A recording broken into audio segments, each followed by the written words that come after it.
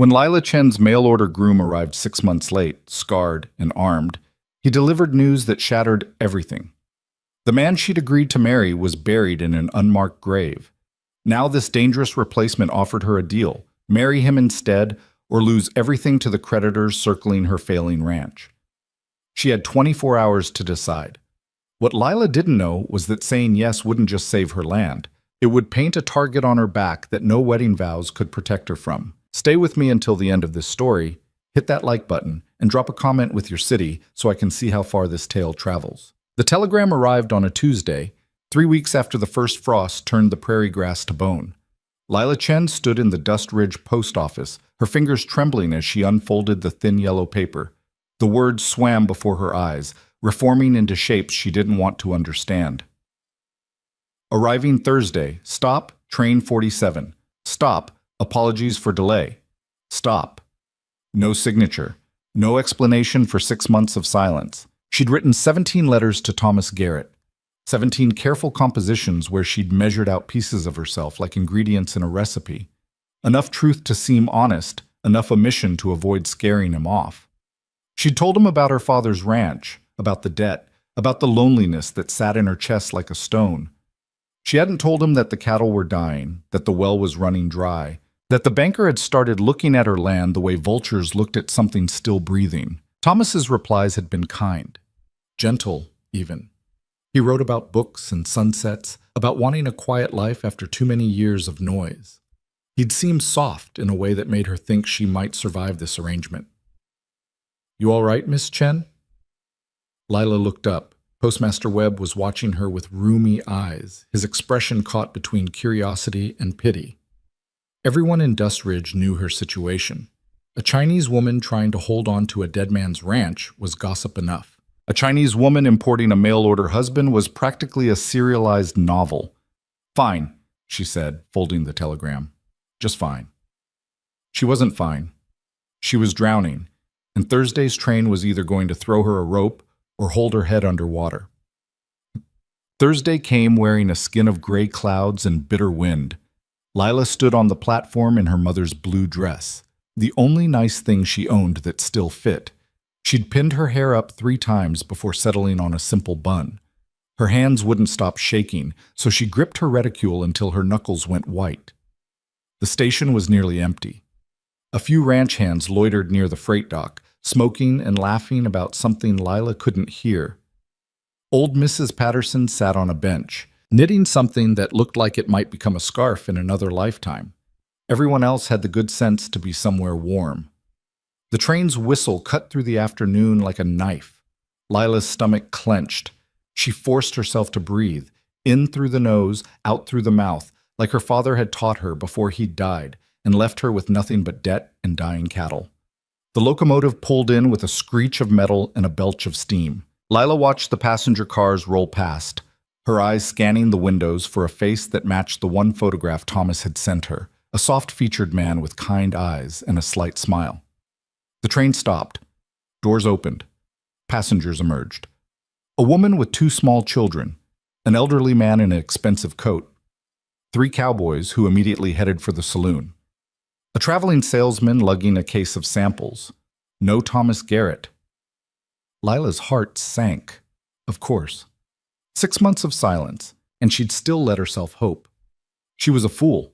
A desperate, broke fool who'd actually believed.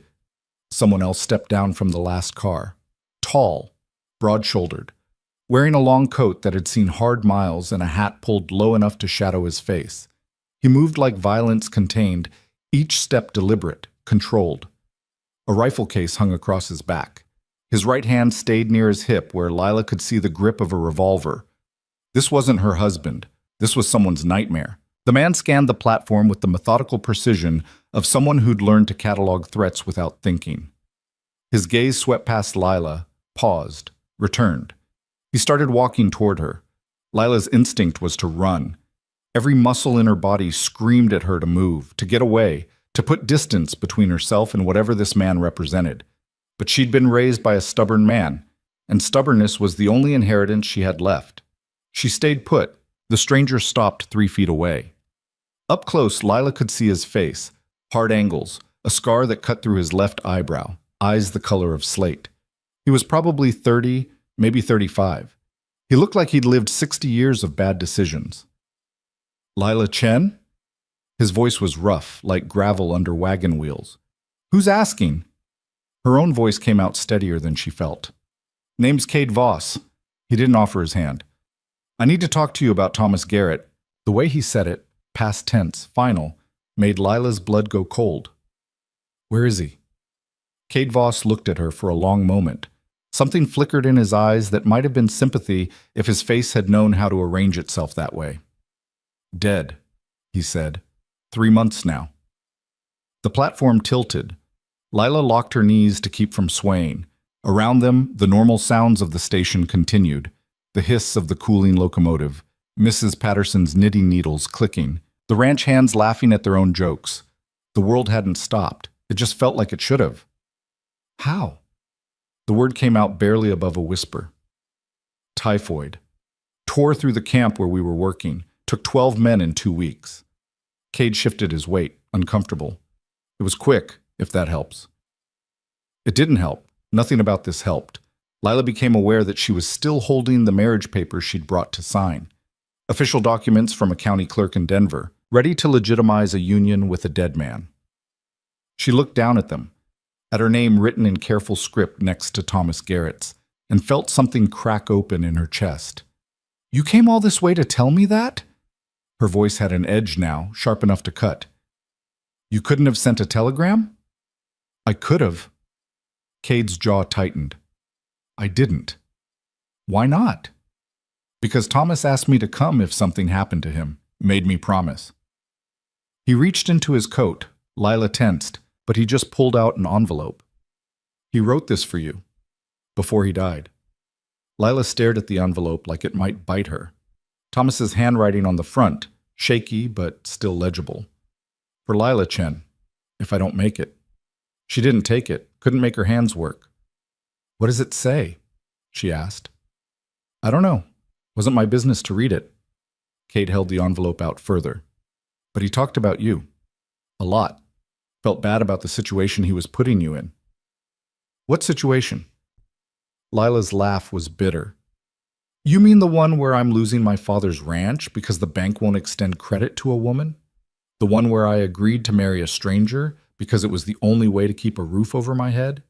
That situation? That one. Cade didn't flinch. He knew, wanted to help. Well, he's dead, so I guess that plan fell through. The words came out harsher than Lila intended, but she didn't take them back. She was tired, so tired of trying to hold everything together with nothing but hope and borrowed time. Cade's expression didn't change, but something in his posture shifted. He lowered the envelope, then did something Lila didn't expect. He pulled out a second envelope. This one was newer, less worn. Thomas wasn't the only one who made promises, Cade said. He asked me to look after you if something went wrong. Help you keep your land. Lila's throat went tight. I don't need charity. Good. I'm not offering it. Cade's eyes met hers, direct and unflinching. I'm offering a solution. Not a good one, but it's what I've got. What kind of solution? Cade was quiet for a moment. Behind him, the train whistle blew, 5 minutes until departure. The ranch hands had wandered off. Mrs. Patterson had fallen asleep on her bench, knitting abandoned in her lap. Marry me instead, Cade said. For a second, Lila thought she'd misheard him. The wind, the train noise, her own exhaustion, any of those could have twisted his words into something nonsensical. But no. He was still standing there, waiting, his expression as serious as a grave. You're insane, Lila said flatly. Probably. Cade didn't disagree. But you need a husband to keep the bank from foreclosing, and I need to keep a promise to a dead man. We can help each other. You don't know anything about me. I know you're about to lose everything. I know you're desperate enough that you agreed to marry someone you'd never met based on some letters and a photograph. His bluntness was almost refreshing. I know you're still standing here listening instead of walking away, which means you're at least considering it. He wasn't wrong. Lila hated that he wasn't wrong. What do you get out of this? She demanded. Nobody makes an offer like that without wanting something. A place to stay, work, somewhere quiet. Cade's voice went flat. I've got some money saved. Enough to help with your debts? Get the ranch running again. After that, we go our separate ways if that's what you want. And if I say no, then I give you Thomas's letter, wish you luck, and get back on that train. He gestured toward the locomotive, which was starting to build steam again. But we both know what happens next. Bank takes your land, you end up working in town somewhere, if you're lucky. If you're not, he let the sentence hang. Lila wanted to hit him, wanted to scream at him for showing up, for delivering bad news, for offering her a choice that wasn't really a choice at all. She wanted to tell him to go to hell and take his promises with him. Instead, she heard herself ask, "What kind of work did you do with Thomas?" Cade's expression shuddered. "Various things." "That's not an answer. It's the answer you're getting right now." His tone didn't invite further questions. "If we do this, you'll know what you need to know, but not here, not on a train platform where everyone in town can hear. Fair enough?" Lila didn't particularly want her business broadcast either. The train whistle blew again. 2 minutes. "I need time to think," Lila said. "You've got until that train leaves." Cade nodded toward the locomotive. "After that, the offer expires. That's not enough time to decide something like this." "No," Cade agreed. "It's not. But it's what we've got." Lila looked at him, really looked. Saw the scar tissue on his knuckles, the worn grip of his revolver, the way he stood like someone who'd learned to sleep with one eye open. This was not a gentleman. This was not someone who wrote about books and sunsets. This was someone dangerous. But danger cut both ways. Maybe that's what she needed. "If I say yes," Lila said slowly, "I want it clear. This is business. Nothing else." "Agreed. I run the ranch. You work it. We split decisions about anything major. Fair. And if I ever tell you to leave, you leave. No arguments." Cade considered that for a moment, then nodded. "One condition." "What?" "I stay until the debt's clear and the ranch is stable. After that, you can send me packing anytime you want." It was a reasonable condition. More than reasonable, actually. Most men in his position would have demanded more. Control, ownership, rights. He was offering her an escape clause, which made her suspicious. "Why?" Lila asked. "Why would you tie yourself to a stranger's problems? Don't tell me it's just about keeping a promise to a dead man." Cade's jaw worked. For the first time since he'd stepped off the train, he looked uncomfortable. "Thomas saved my life once," he said finally, "in a way that mattered. I owed him. Still do, even though he's gone." He met her eyes. "I don't have much, Miss Chen, but I pay my debts. Always have." The train whistle screamed. Final call.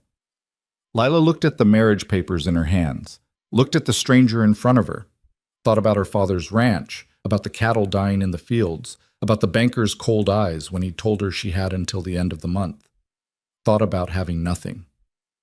"All right," she heard herself say. "We'll do it." Cade didn't smile, didn't react at all, really, except for a slight nod. "We'll need a witness for the papers," he said, "and somewhere to file them. Judge Morrison can do it. His office is 2 blocks from here." Lila's voice sounded distant, like it belonged to someone else. "He married my parents. He'll marry us." "Lead the way." They started walking. Behind them, the train pulled out of the station, carrying away the last chance Lila had to change her mind.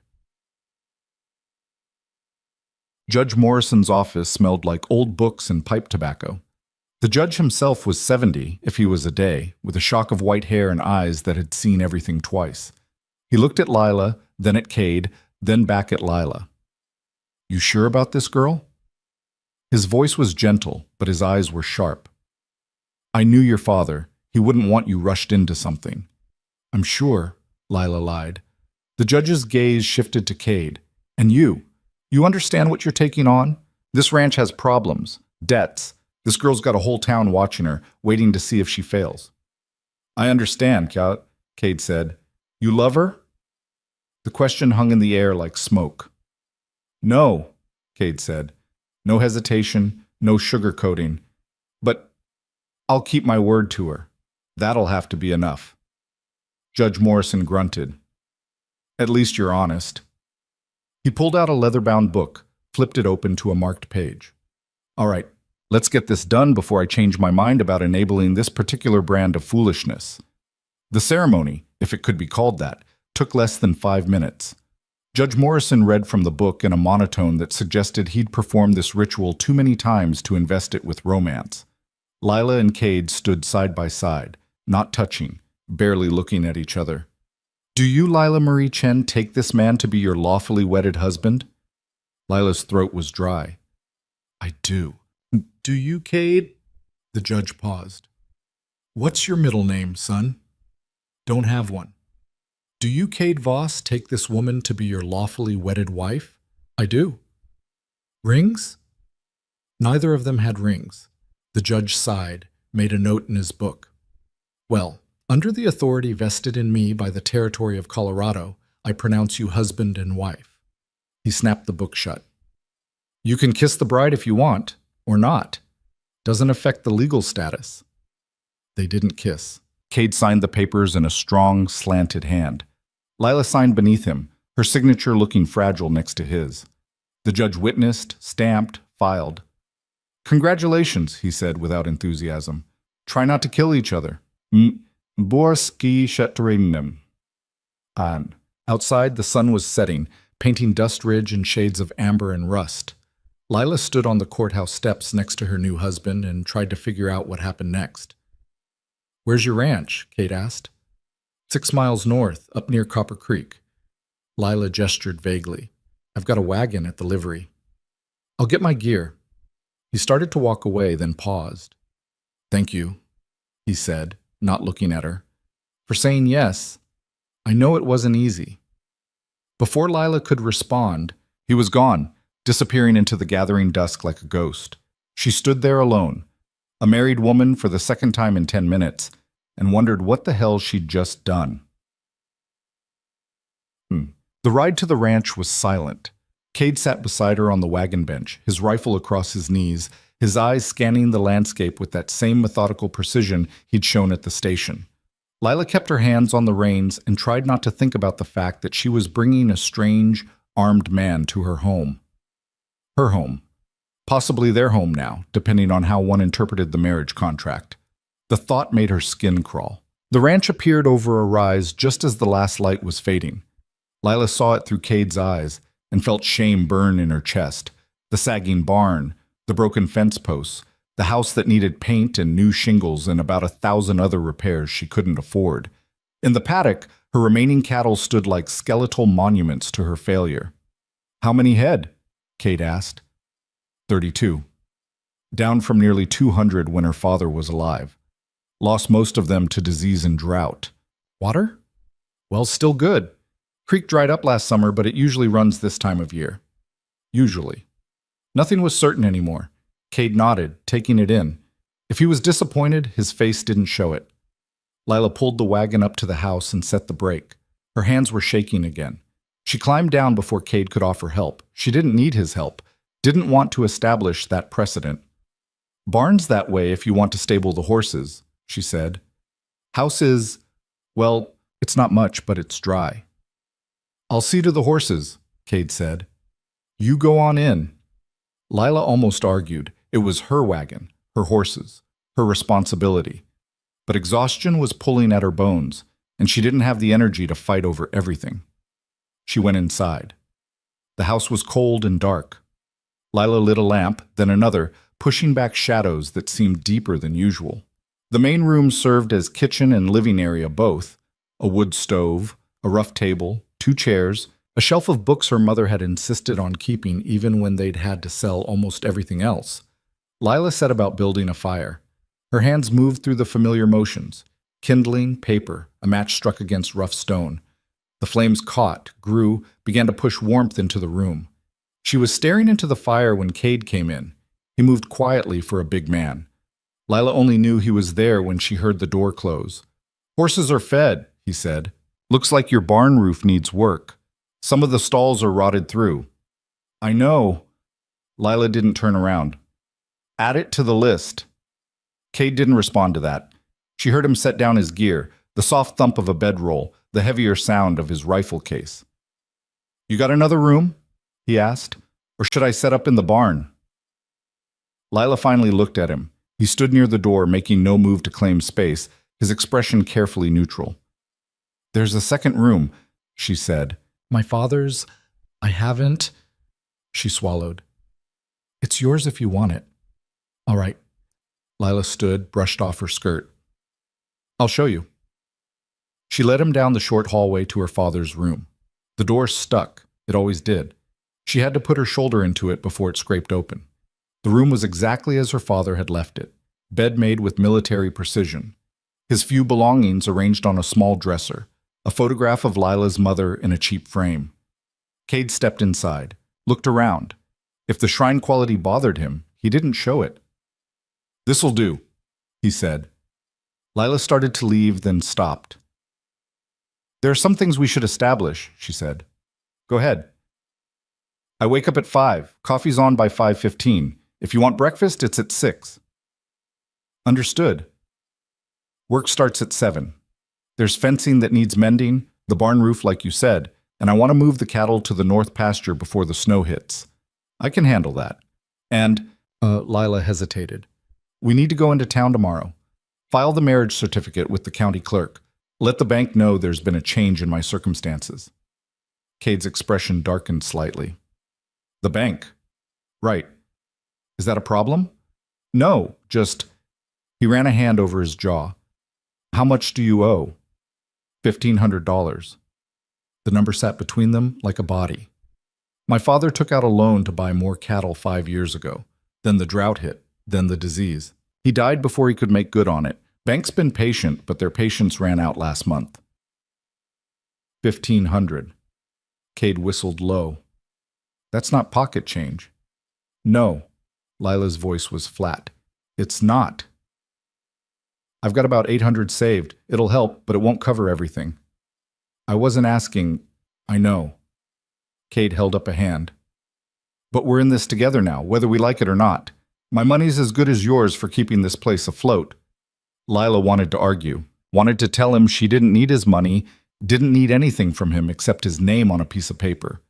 But pride was expensive and she couldn't afford it. We'll talk to the bank, she said finally. See what they'll accept. Fair enough. They stood there in awkward silence, two strangers playing at being married. I should let you settle in, Lila said. There are blankets in the chest if you need more. Chamber pots under the bed. Thank you. Lila nodded and retreated to her own room before the situation could get more uncomfortable. She closed the door, leaned against it, and finally let herself shake. What had she done? She'd married a man she didn't know, didn't trust, didn't even particularly like, based on 30 minutes of conversation and desperate circumstances. She'd brought him into her home, given him access to everything she had left. And tomorrow she'd have to stand next to him in town and pretend this was normal. Pretend she wasn't terrified. Pretend that Cade Voss wasn't exactly the kind of dangerous man her father had always warned her about. Lila changed into her nightgown mechanically, blew out her lamp, and climbed into bed. Outside, the wind picked up, rattling the windows. In the other room, she could hear Cade moving around, the creak of floorboards under his weight. She stared at the ceiling and tried to sleep. It didn't come. Lila woke to the smell of coffee. For a moment, still caught in the space between sleep and consciousness, she thought her father was alive. He'd always been an early riser, always had the coffee going before she woke up. Then memory crashed back. Her father was dead. Thomas Garrett was dead. And there was a stranger in her kitchen. She dressed quickly, braided her hair, and steeled herself before opening the door. Cade stood at the stove, pouring coffee into 2 tin cups. He'd changed clothes, worn but clean work pants, a faded shirt that had seen better days. Without his coat and hat, he looked less like a gunfighter and more like a man who'd worked hard for not much return. The scar through his eyebrow was more visible in the morning light. So were the others, a thin white line along his jaw, another disappearing into his hairline, a map of violence written on skin. Morning, he said, not looking up. Coffee's ready. I can see that. Lila accepted the cup he handed her. The coffee was strong, almost bitter. You didn't have to. I was up anyway. Cade leaned against the counter, cradling his own cup. Figured I might as well make myself useful. They drank in silence. Outside, the sun was just starting to creep over the horizon, painting the world in shades of gray and gold. "What time do we need to be in town?" Cade asked. "Bank opens at 9. We should get there early before anyone else." Lila set down her cup. "People will talk. Better to control the narrative." "What narrative is that? That I married a drifter out of desperation?" Lila's voice had an edge. "That I was so desperate to keep my land I'd take anyone willing to sign the papers? That about sum it up?" "More or less." Cade nodded slowly. "You want me to be someone I'm not? Put on a show?" "I want you to not make it worse than it already is." "I can do that." He set his own cup down. "But I'm not going to pretend to be some gentle farmer. Anyone who knows anything will see through that in about 10 seconds. He was right. Cade Voss couldn't pretend to be harmless any more than a wolf could pretend to be a dog.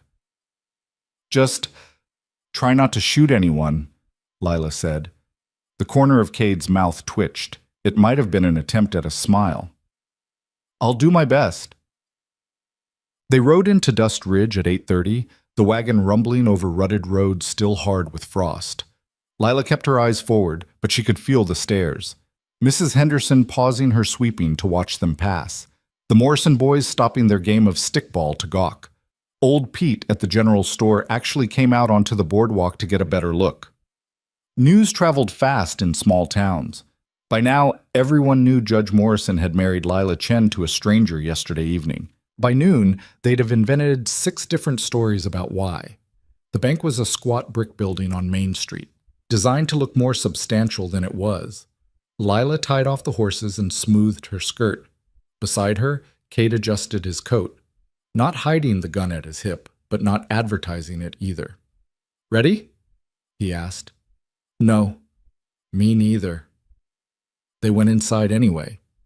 The bank was exactly as Lila remembered. Dark wood, brass fittings, a couple of teller windows that were usually closed. Raymond Morrison, the banker and the judge's nephew, sat at a desk near the back. He looked up when they entered, and his expression went through several interesting transformations. Surprise, confusion, calculation. "Miss Chen," he said, standing, his eyes cut to Cade. "And guest?" "Husband," Lila corrected. "As of yesterday evening, your uncle performed the ceremony." Raymond's eyebrows climbed toward his hairline. "I see. That's quite sudden." "Yes, well." Lila pulled the marriage certificate from her bag, placed it on his desk. "I'm here to inform you of a change in circumstances regarding my loan." Raymond picked up the certificate, read it carefully. When he looked up, there was something new in his expression. Wariness. "Mr. Voss," he said, "welcome to Dust Ridge. I hope your intentions toward Mrs. Voss are honorable." "My intentions are to help my wife keep her land," Cade said. His voice was polite, but there was steel underneath. "Whatever that takes." "I see." Raymond set the certificate down. "Well, this does complicate things. The loan was extended to Chen Holdings, which technically is now under joint ownership," Lila interrupted. "Legally speaking, my husband's assets are my assets and vice versa, which means he can contribute to the debt repayment." "Assuming he has assets to contribute." Raymond's smile was thin. "No offense, Mr. Voss, but you just arrived in town. The bank would need some assurance of your financial stability." Cade reached into his coat. Raymond tensed. Lila saw his hand move toward the drawer where she knew he kept a small pistol, but Cade just pulled out a folded bank draft. $800, he said, placing it on the desk, drawn on First National in Denver. "You can wire them to verify if you want." Raymond picked up the draft, examined it like it might be counterfeit. Lila watched his expression shift as he realized it was genuine. "This is..." Raymond cleared his throat. "This is a significant amount, Mr. Voss. May I ask what line of work you're in?" "Various things." Cade's tone didn't invite further inquiry. "Will that satisfy you or not?" "It's a good faith payment, certainly." Raymond set the draft down carefully. "But it only covers about half the outstanding debt. The rest will be paid." Lila kept her voice steady. My husband and I will need a payment schedule. Something reasonable. Reasonable. Raymond leaned back in his chair. Mrs. Voss, your father's loan has been outstanding for nearly 3 years. The bank has been more than patient. And now you're getting paid, Cade cut in. 800 today, the rest over time. That's better than what you had yesterday, which was nothing. The two men stared at each other. Something passed between them. Some masculine negotiation that Lila couldn't quite read but understood instinctively. Raymond looked away first. Fine, he said. I'll draw up a new payment schedule. $100 a month until the balance is clear. 50, Lila countered. We need capital to rebuild the herd. 75, 60, 70, and that's my final offer. Lila looked at Cade. He gave a slight nod. 70, she agreed. Raymond pulled out paper, began writing. The scratch of his pen seemed loud in the quiet office. I'll need both your signatures, he said when he finished. And Mr. Voss, I'll need to verify this draft before I can officially accept it. Wire Denver, Cade said. I'll wait. They waited. Raymond sent his clerk to the telegraph office. The clerk returned 20 minutes later and whispered something in Raymond's ear. The banker's expression soured slightly, but he nodded. The draft is good, he said. He stamped the new payment agreement, signed it, pushed it across the desk. Congratulations. You've bought yourselves some time, Lila signed. Then Cade, his signature dark and decisive next to hers. Pleasure doing business, Cade said, in a tone that suggested it was anything but. They left the bank together. Outside, the morning sun was climbing higher, burning off the last of the frost. Lila felt lighter somehow, like she'd set down a weight she'd been carrying for years. Thank you, she said quietly. For the money, I'll pay you back. It's not a loan. Cade untied the horses. We're married. What's mine is yours, remember? That's how this works. Is it? Lila studied him. You don't strike me as someone who shares easily.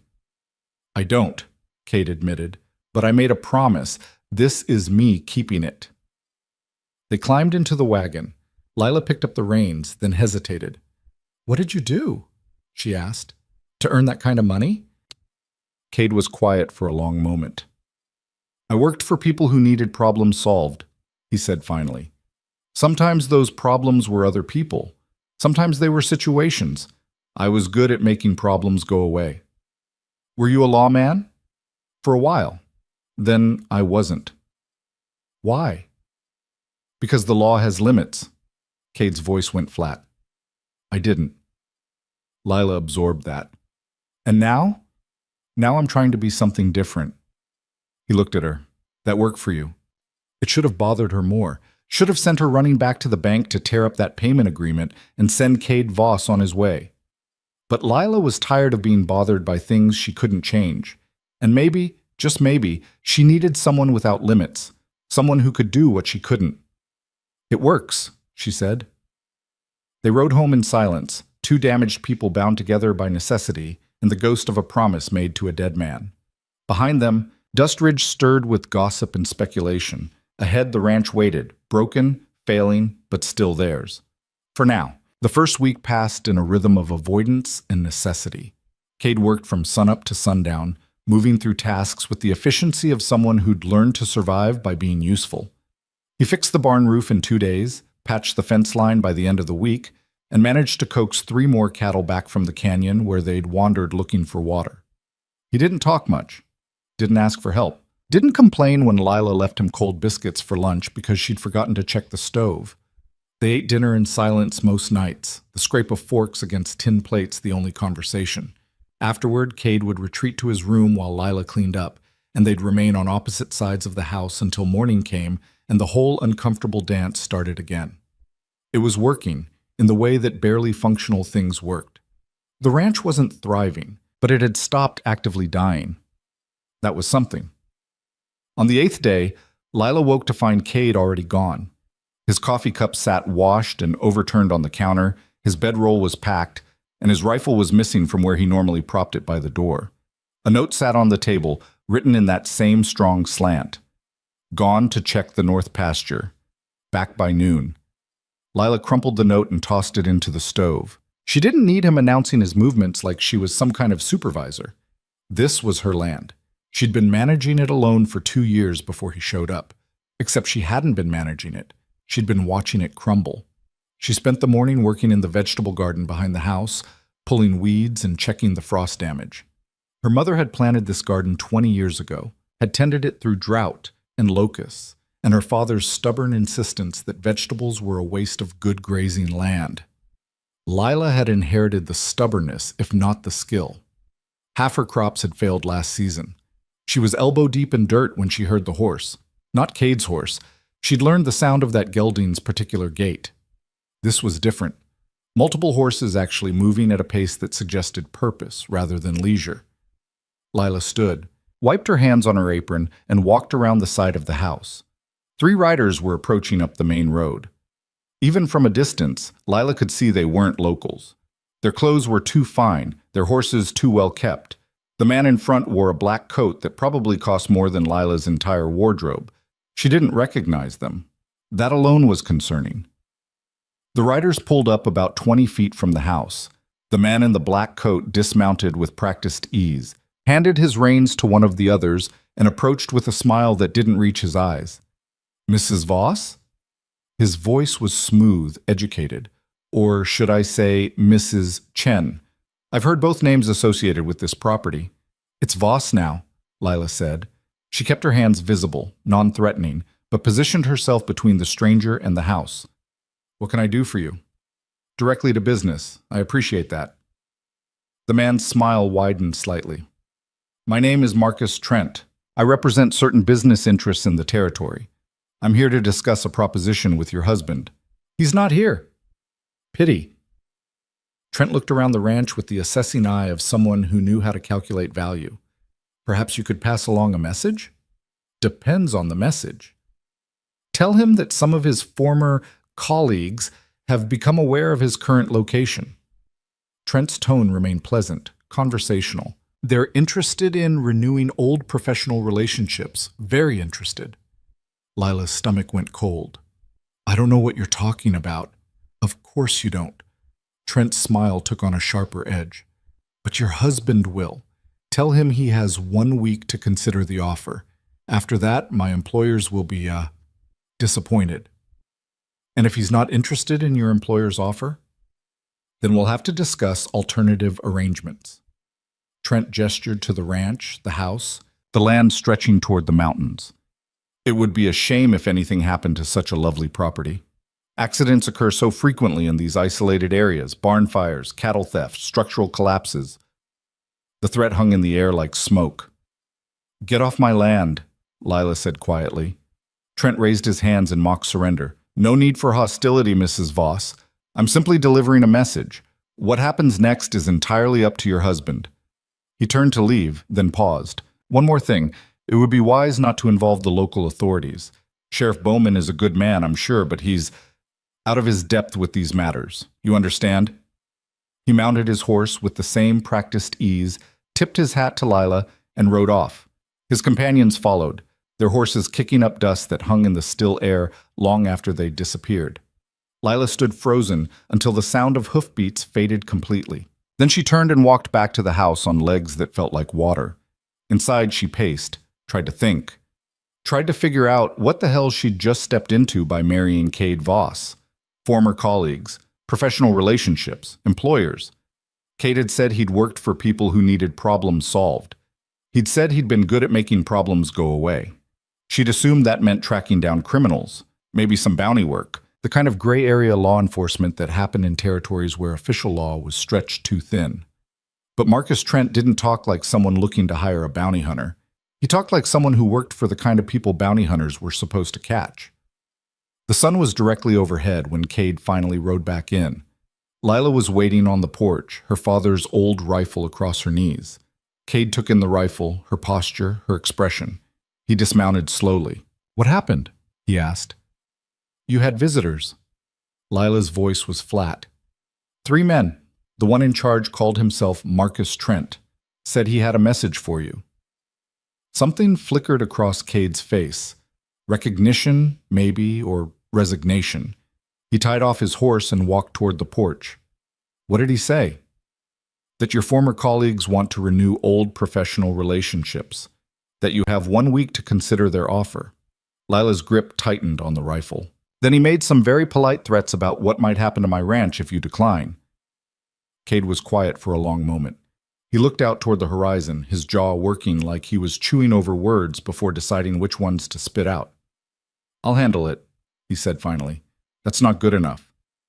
Lila stood, the rifle still in her hands. You need to tell me what I've gotten myself into. Who are these people? No one you want to know about. Too late for that. They know where I live. They threaten my property. Lila's voice rose. I deserve to know what's coming. Cade turned to face her fully. His expression was harder than she'd seen it, closed off in a way that made him look dangerous again. Before I met Thomas, I did work for a man named Dalton Cray, he said. Cray runs operations throughout the territory, smuggling, claim jumping, protection rackets. He's got people in half the mining camps between here and Denver. I was one of those people. What kind of work? The kind that required a gun and a willingness to use it. Cade's voice had gone flat, emotionless. I collected debts, enforced agreements, made sure people understood the consequences of crossing Cray's interests. You killed people. It wasn't a question. Yes. The admission sat between them, heavy and irreversible. Why did you stop? Lila asked. Because Thomas showed me there was a different way. Cade's jaw tightened. We were working the same claim up near Leadville. Cray wanted him gone. Thomas had filed a legitimate claim to land Cray wanted. I was supposed to convince him to leave, or make him leave. Thomas knew what I was, what I'd been sent to do. He talked to me anyway, treated me like I was human instead of a weapon. So you let him live. More than that, I helped him, got him out of the territory before Cray could send someone else. Cade's voice roughened. Thomas saved my life by giving me a reason not to throw it away. I owed him everything. When he got sick and asked me to look after you, I couldn't say no. Lila processed this, trying to reconcile the man who'd fixed her barn roof with the one who'd just admitted to being a killer for hire. And now Cray's found you, she said. Looks that way. What does he want? Me back. Cade's smile was bitter. I was good at what I did. Better than the men he's got now, probably. And I left without permission. Cray doesn't forget things like that. So what are you going to do? Tell him no. Leave if I have to. Cade met her eyes. I won't bring this down on you. That wasn't part of our deal. We made a deal that you'd stay until the ranch was stable, Lila reminded him. You leave now. You break that promise. Better a broken promise than you dead because I couldn't let go of my past. Lila wanted to argue, wanted to tell him that running would solve nothing, that men like Dalton Cray didn't just let people walk away. But the truth was, she didn't know enough about this world to know what would happen next. How long do we have? She asked instead. Trent said a week, but that's for me to respond. Once I tell them no, things could move fast. Then we prepare. Lila leaned the rifle against the porch railing. You know these people. What are they likely to do? Cade looked surprised. You want to stay? Fight? This is my land, my home. I'm not abandoning it because some criminal with delusions of empire thinks he can threaten me. Lila's voice hardened. Besides, if they want you badly enough to send messengers, they'll send worse when you refuse. Running just means we face it somewhere else with less cover and fewer advantages. You're talking about a fight you might not win. I've been fighting a fight I might not win for 2 years. Lila descended the porch steps, stood close enough to Cade that she could see the scar tissue up close, the evidence of a violent life written on his skin. At least this enemy I can shoot. For the first time since she'd met him, Cade almost smiled. You're tougher than you look. I've had to be. Lila turned toward the barn. Come on, if we're doing this, we need to fortify. And you need to teach me how to actually use this rifle instead of just threatening people with it. They spent the afternoon preparing for war. Cade walked the property with a tactical eye, pointing out sight lines, weak points, places where attackers might approach under cover. He showed Lila how to properly shoulder her father's rifle, how to account for wind and distance, how to breathe and squeeze instead of jerking the trigger. You're not a bad shot. he said, after she'd put 3 rounds within a hand's width of center on a target he'd set up against the barn. Just untrained. My father believed women shouldn't handle firearms. Lila reloaded, sighted, fired again. This one went dead center. Said it wasn't natural. Your father was wrong. Kate adjusted her stance slightly, correcting the angle of her shoulder. Natural doesn't matter when someone's shooting at you. Accurate does. They worked until the sun started sinking toward the mountains. By then, Lila's shoulder ached from the rifle's kick, and her hands were shaking from adrenaline and exertion. But she could hit what she aimed at more often than not. That'll do for today, Cade said. Tomorrow we'll work on moving while shooting and reloading under pressure. Lila lowered the rifle, suddenly aware of how close they were standing. Close enough that she could smell gunpowder and sweat and something else. Leather, maybe, or the particular scent that came from someone who spent their life outdoors. She stepped back, put distance between them. I'll make dinner, she said. I'll check the perimeter, make sure Trent didn't leave anyone watching. He disappeared into the gathering dusk while Lila returned to the house. Inside, she set about making a meal from what little they had. Beans, bacon, hard bread that needed soaking to be edible. Her hands moved through familiar motions while her mind spun through unfamiliar territory. She'd married Cade to save her ranch. Now she might have to fight alongside him to keep it. The irony wasn't lost on her. Cade returned as she was setting plates on the table. He'd brought in more wood for the fire, stacked it neatly by the stove without being asked. No signs of surveillance, he reported. Doesn't mean they're not out there. But if they are, they're better than I expect. They ate in silence, but it was different from the silence of previous nights. This felt less like avoidance and more like 2 soldiers conserving energy before battle. Tell me about them, Lila said finally. Cray's men. What should I expect? Cade set down his fork. They'll come at night, probably. 3 or 4 of them if they're smart, enough to overwhelm, but not so many they get in each other's way. They'll try to burn us out first, force us into the open where they can control the engagement. And if that doesn't work, then they'll get creative, poison the well, kill the livestock, make it impossible for you to stay even if you survive. Cade's voice was matter-of-fact, like he was describing a recipe instead of potential murder. Cray doesn't like leaving loose ends. If he can't have me working for him, he'll want me dead, and anyone associated with me. That's comforting. You asked. Cade resumed eating. But there's another option. What? I could go meet with him, negotiate directly. Lila's hand stilled. Negotiate what? Terms. Maybe there's something else he wants more than my service. Information about his competitors, locations of mining operations I scouted, names of people who might be willing to turn. Cade's expression was carefully neutral. I've got leverage. Question is whether it's enough. And if it's not, then at least I tried talking before the shooting starts. It was a reasonable plan. Almost too reasonable for a man who'd admitted to being a hired killer, which made Lila suspicious. You're planning something else, she said. Something you're not telling me. Cade looked at her for a long moment. Then he laughed, a short, rough sound without much humor in it. You're sharp, he said. Thomas told me you were, but I didn't believe him. What aren't you telling me?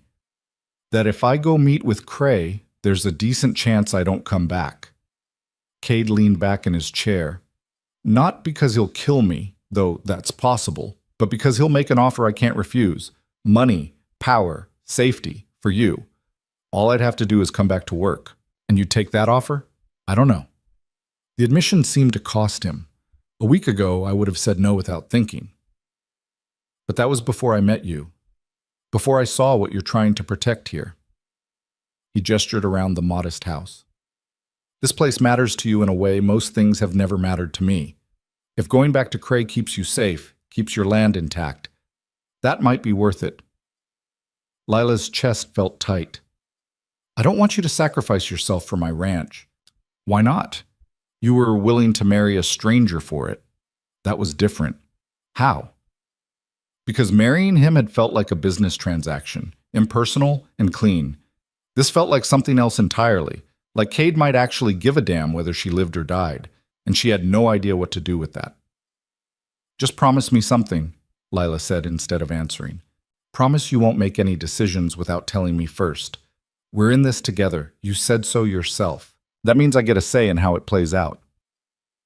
Cade studied her across the table. Whatever he saw in her expression made him nod. "All right," he said. "No decisions without talking to you first." "Thank you." They finished dinner in companionable quiet. Afterward, Cade helped with the dishes, another first, and they stood side by side at the wash basin, him washing while she dried. "I'm sorry," he said suddenly, "for bringing this to your door. You deserved better." "Better than what? A failing ranch and mounting debt?" Lila set down a plate, harder than she intended. "You gave me a chance to keep my land. Whatever comes next, at least I had that." "Still, this isn't what you signed up for." "No," Lila agreed, "but then you're not what I signed up for either. Seems like we're both improvising." That almost smile flickered across Cade's face again. "Seems like." The next 3 days fell into a new pattern. Mornings meant weapons training, Lila learning to shoot, reload, move. Afternoons meant fortification, boarding up windows, clearing sightlines, stockpiling ammunition and supplies. Evenings meant planning, talking through scenarios, preparing for violence they both hoped might not come. On the fourth day, a rider approached at mid-morning. Lila saw him first, a lone figure on a bay horse, moving at a steady pace but not hurrying. She called for Cade, who emerged from the barn with his rifle already in hand. "You expecting anyone?" he asked. "No." They waited, tense, as the rider drew closer. It wasn't until he was 50 yards out that Lila recognized him. "That's Sheriff Bowman," she said, lowering her rifle. Cade didn't lower his. "Trent said not to involve the law." "I didn't. He's here on his own." Sheriff Bowman pulled up 20 feet from the house, the same distance Marcus Trent had kept, Lila noted. But where Trent had radiated calculated menace, Bowman just looked tired. He was a big man gone soft around the middle, with a mustache that had been fashionable 15 years ago and eyes that had seen too much disappointment. He'd been sheriff for 20 years, had known Lila's father, had looked the other way when Lila struggled to make loan payments because he was a decent man in a job that didn't leave much room for decency.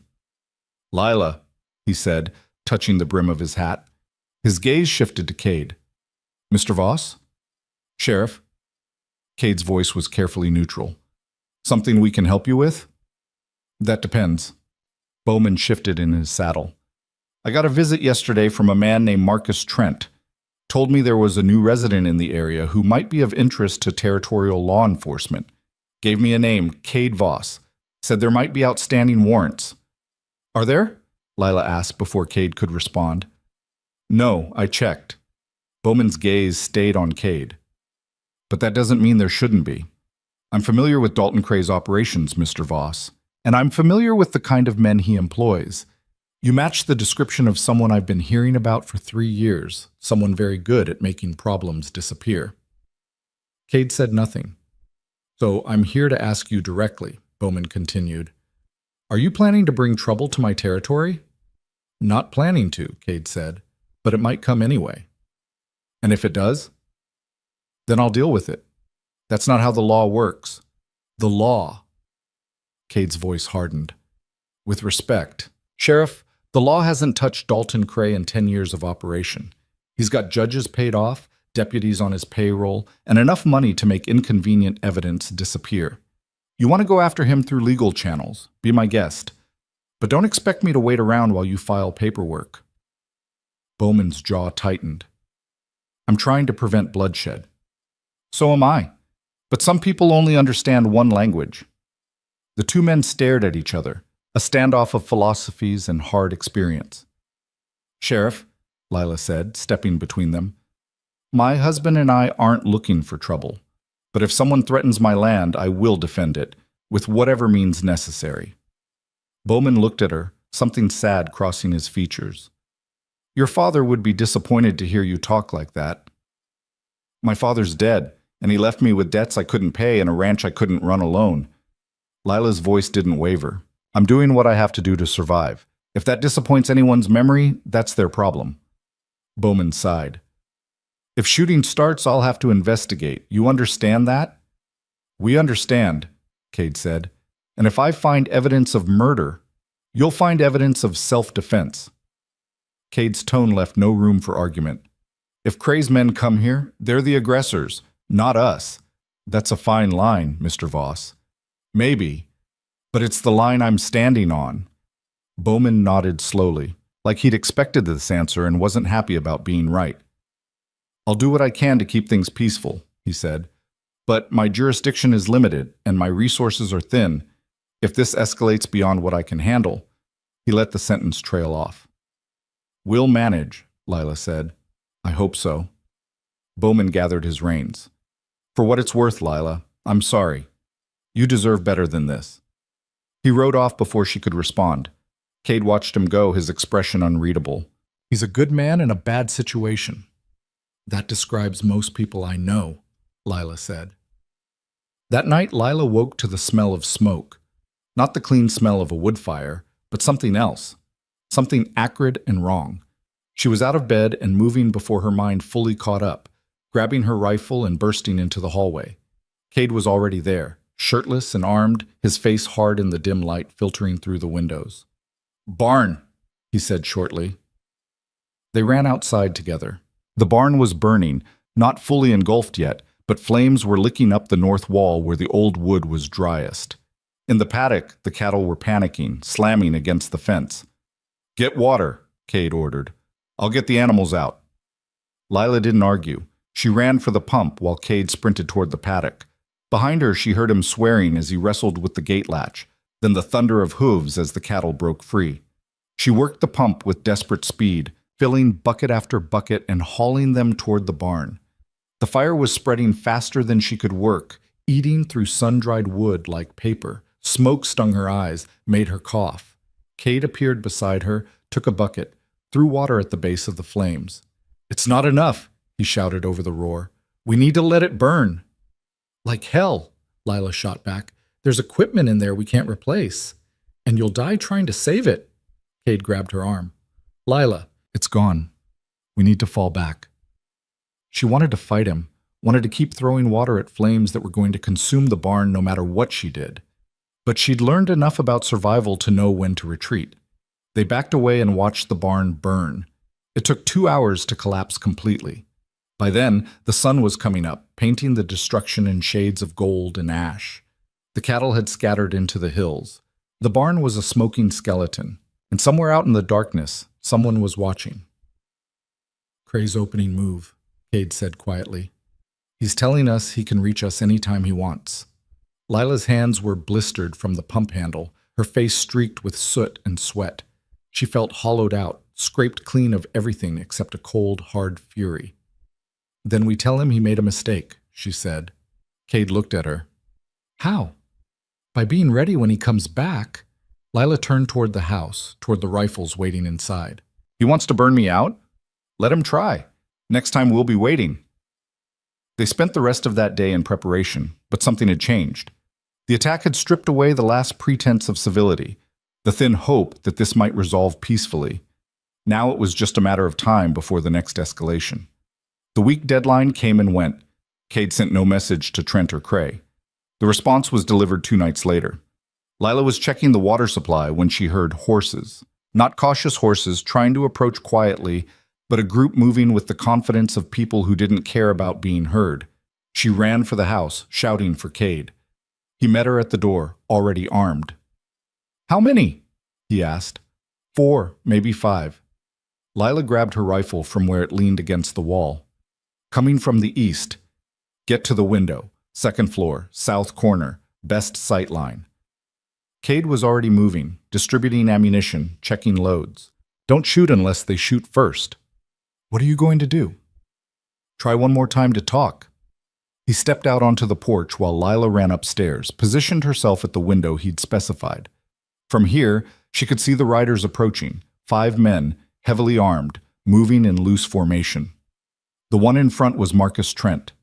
They pulled up at that same 20-foot mark. Trent dismounted, but this time his companions did too, spreading out in a semicircle that looked casual, but wasn't. Mr. Voss, Trent called out. I'm disappointed. I expected a response to our generous offer. I'm responding now, Cade said from the porch. Tell Cray the answer is no. I'm afraid that's not acceptable. Trent's smile was thin. Mr. Cray has invested considerable resources in your development. He views your departure as breach of contract. I don't recall signing a contract. Nevertheless, Trent gestured to the burned barn. These escalations are unfortunate but necessary. Mr. Cray is prepared to be generous if you return willingly. If you don't, well, Mrs. Voss seems quite attached to this property. It would be a shame if she lost it entirely. From her window, Lila saw Cade's posture shift, saw his right hand drift toward his gun. Leave her out of this, Cade said quietly. I'm afraid she's already in it. Trent's voice carried clearly in the still air. The moment she married you, she became leverage. Mr. Cray understands the value of leverage. Last chance, Trent. Take your men and go. Or what? You'll shoot us? There are 5 of us and 1 of you. Even if you're as good as your reputation suggests, the math doesn't favor you. Cade smiled. It wasn't a friendly expression. Who says there's only 1 of me? He asked. And Lila, from her window, sighted down a rifle and put a round into the dirt 2 inches from Trent's boot. The effect was immediate. Trent jumped back. His men drew their weapons, but they were looking in the wrong direction. At Cade, not up at the window where Lila was already chambering another round. My wife, Cade said pleasantly, is a decent shot. And before you consider your next move, you should know there are 2 more rifles covering you from positions you haven't spotted yet. A bluff? There were no other rifles. But Trent didn't know that. His eyes darted around, trying to locate threats he couldn't see. This is your final warning, Cade continued. Tell Cray I'm not coming back. Tell him if he sends anyone else to my land, they won't leave alive. And tell him that if anything happens to my wife, I will hunt him personally. I know where he lives, where he works, where he sleeps. I'll kill everyone he cares about and make him watch before I end him. That's not a threat. It's a promise. The silence stretched out. Trent's calculation was visible on his face, weighing options, measuring risks, trying to decide if Cade was bluffing. Finally, he nodded. I'll deliver your message. But, Mr. Voss, you're making a mistake. Mr. Cray doesn't respond well to threats. Then he should stop making them. Trent and his men remounted, their movements stiff with restrained anger. They rode off slowly, deliberately, making sure Cade knew they weren't running. Only when they were completely out of sight did Lila lower her rifle. Her hands were shaking. She'd aimed at the dirt, but she could have just as easily aimed at Trent's chest. Would have, if he'd drawn his weapon. She'd never pointed a gun at a person before. Never seriously considered killing someone. Now she'd done both in the space of a minute. She made her way downstairs on unsteady legs. Cade was still on the porch, watching the horizon. You all right? He asked without turning around. I don't know. Lila's voice sounded distant. Should I be? No. Cade finally looked at her. But you did good. You didn't hesitate. Is that a good thing? In this situation? Yes. He gestured for her to come stand beside him. They'll be back. Probably with more men. Probably soon. I know. You could still leave. Take what money we have. Go somewhere Cray can't find you. Start over. This is my home. It's dirt and wood. You can find more dirt and wood. Not with my parents buried in it. Lila's voice hardened. Not with 20 years of my father's work soaked into every fence post. This is mine, Cade. I'm not giving it up. Cade nodded slowly. Then we make our stand here. Together? He looked at her, and something in his expression softened. Together. The word felt like an oath, like a promise worth more than the ones they'd made in Judge Morrison's office. The legal binding that had started this whole mess. This was real. This was chosen. This was dangerous. And Lila found she didn't care. For the first time in 2 years, she wasn't facing the fight alone. Whatever came next, at least she had that. They had 3 days. 3 days of waiting, watching, preparing for violence that felt as inevitable as the winter pushing down from the mountains. Cade spent most of that time reinforcing the house, moving furniture to create barriers, positioning ammunition at strategic points, mapping every angle of approach. Lila helped where she could, But mostly she watched him work and tried not to think about what it meant that he knew exactly how to prepare a house for a siege. On the second day, Sheriff Bowman rode out again. "There was an incident in town last night," he said without preamble. His face was gray, his eyes haunted. "The Morrison family, Raymond's cousins from the homestead east of here, someone burned their barn, shot their dog, left a message carved into their door." "What did it say?" Cade asked, though his expression suggested he already knew. "Harboring criminals has consequences." Bowman's voice was tight with barely controlled anger.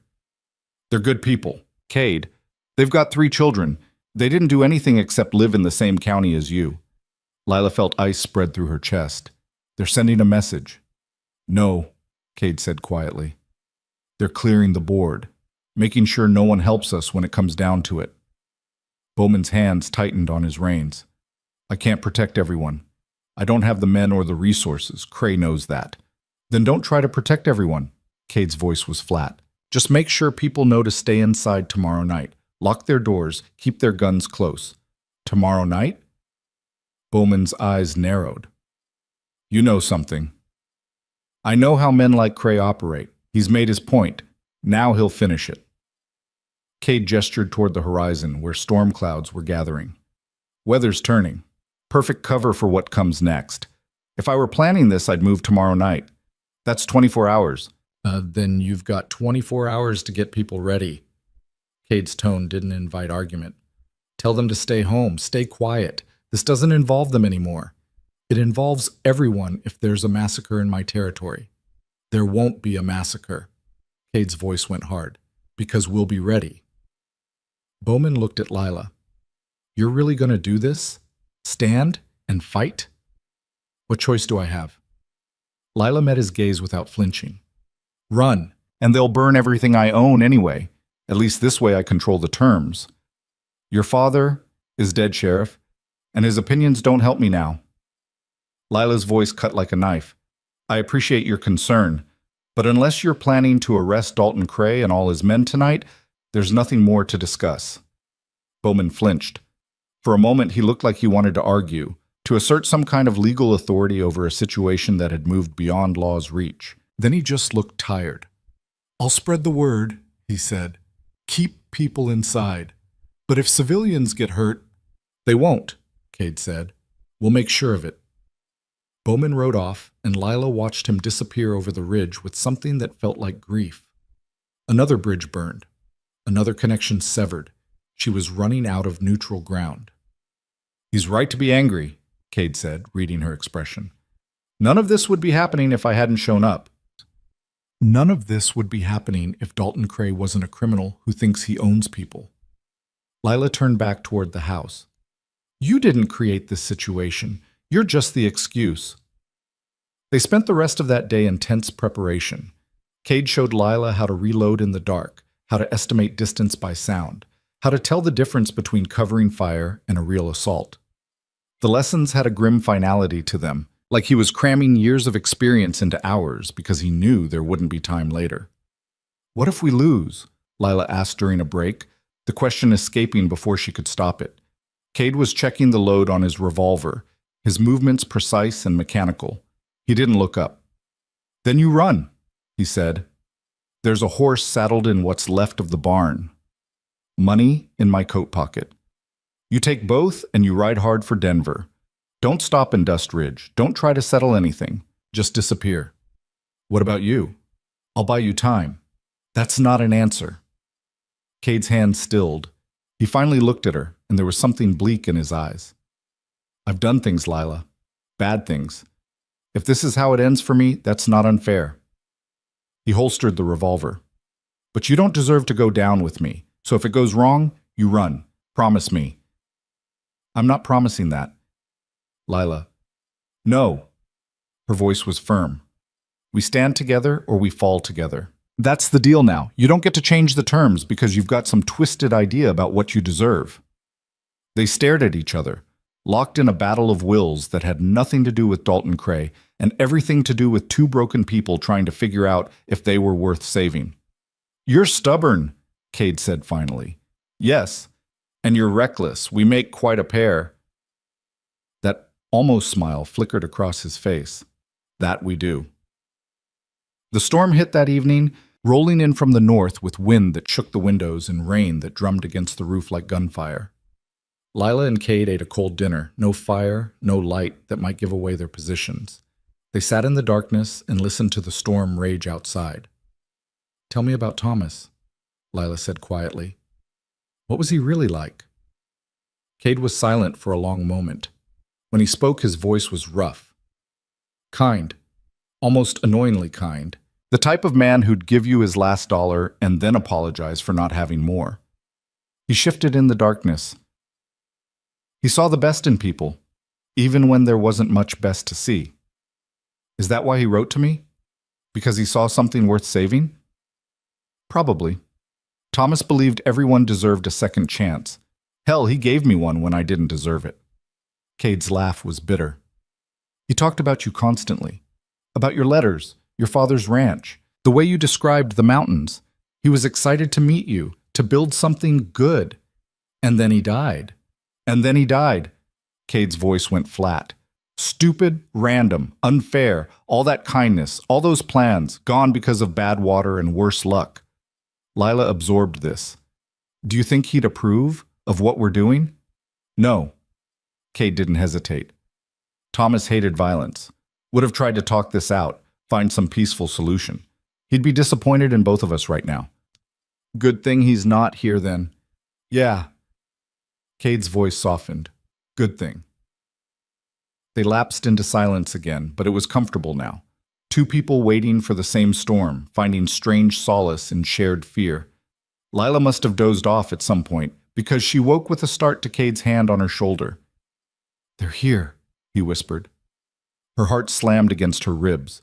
She grabbed her rifle, moved to the window Cade indicated. Outside, the rain had eased to a drizzle, and in the weak moonlight filtering through the clouds, she could see movement, shapes, at least 6 of them, maybe more, spreading out in a loose perimeter around the house. They moved with military precision, using the darkness and the remaining storm noise as cover. More than I expected, Cade murmured beside her. Cray really wants this finished. Can we hold against that many? Depends on how smart they are. Cade's voice was clinical, detached. If they rush us all at once, probably not. If they try to be tactical, we've got a chance. One of the shapes broke from the group, moved closer to the house. Even in the dim light, Lila recognized Marcus Trent's expensive coat. Mr. Voss, Trent called out. I'm here to offer one final opportunity for peaceful resolution. Come out and talk. No violence necessary. Cade didn't respond. Mr. Voss, please be reasonable. Mr. Cray simply wants what belongs to him. Your service in exchange for your wife's safety. Surely that's a fair trade. Still nothing. Trent's posture shifted. Very well, you leave us no choice. He retreated to the perimeter. For a moment, everything was still. Then the world exploded. The first shots came from multiple directions at once, deliberate, coordinated fire designed to pin them down. Glass shattered, wood splintered. Lila dropped below the window line, her heart hammering. Return fire, Cade ordered. Controlled bursts. Make them think there's more of us. Lila rose, sighted on a muzzle flash, squeezed the trigger. Her rifle kicked. She didn't know if she hit anything, but the muzzle flash stopped. She ducked it down, moved to a different window, fired again. Cade was doing the same on the other side of the house. His movements fluid and practiced. He fired twice, moved, fired again, creating the illusion of multiple defenders. The attackers adjusted their tactics. The gunfire slackened, became more sporadic. They were probing now, looking for weak points. They're going to try to flank us, Cade said. Watch the back. Lila moved to the rear window just as a figure darted across the open ground toward the burned barn. She fired, missed, fired again. This time the figure went down. She'd just shot someone, maybe killed them. There wasn't time to process that. Another figure was moving, this one toward the house's blind spot on the east side. Lila swung her rifle, fired. The figure dove for cover. Good, Cade called out. Keep them scattered. But they weren't scattered enough. Lila could see the pattern forming, a classic pincer movement, forces converging from multiple angles. They were outnumbered and running out of ammunition. Cade, she called out. "They're boxing us in." "I know." His voice was tight. "Get ready to fall back to the second floor." Before Lila could respond, something crashed through the front window, a bottle with a burning rag stuffed in the neck. It shattered against the far wall and flames erupted across the old wood floor. "Fire!" Lila shouted, already moving. "They're trying to burn us out." Cade swore, fired twice more out the window, then ran for the kitchen. He grabbed the water bucket, threw it on the flames. It helped, but not enough. The fire was spreading fast, feeding on dry wood and years of accumulated dust. Another bottle came through a different window, then another. "Upstairs," Cade ordered. "Now!" They ran for the stairs as the ground floor filled with smoke and fire. Lila's eyes were streaming, her lungs burning. She could hear shouting outside, the attackers coordinating, moving closer now that the fire was doing their work for them. They made it to the second floor. Cade slammed the door at the top of the stairs, shoved a dresser against it. "That won't hold long," he said. "We need another way out." "There isn't one. Just the roof." Cade moved to the window, looked out. "Roof it is, then." He smashed out the glass with his rifle butt, stuck his head out to check the angle. Gunfire immediately erupted from below, bullets chewing up the window frame.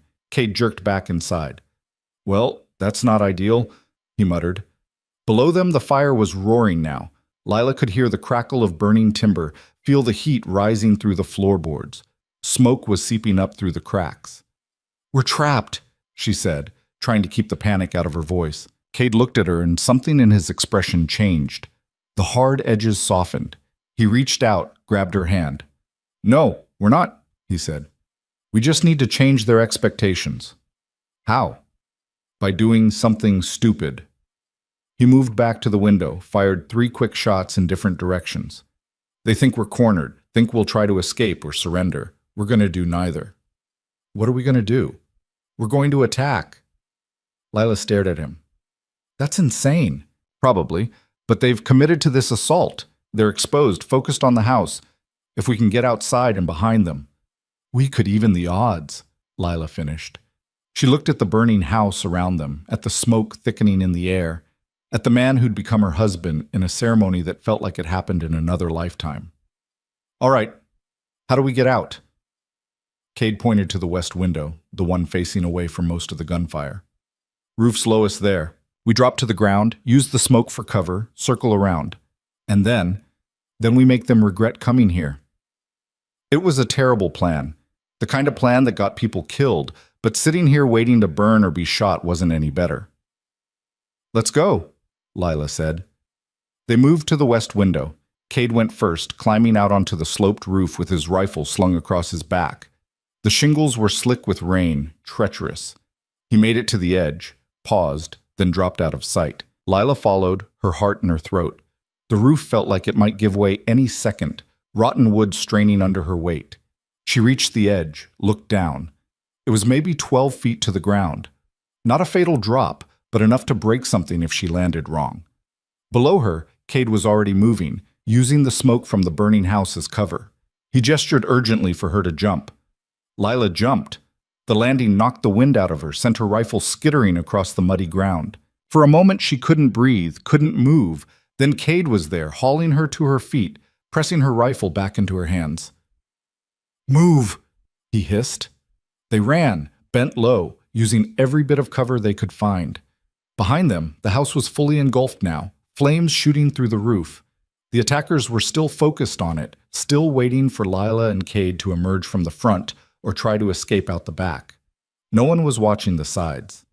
Cade led them in a wide arc, coming up behind where he'd seen muzzle flashes earlier. He moved like a ghost, each step placed with precision, making no sound.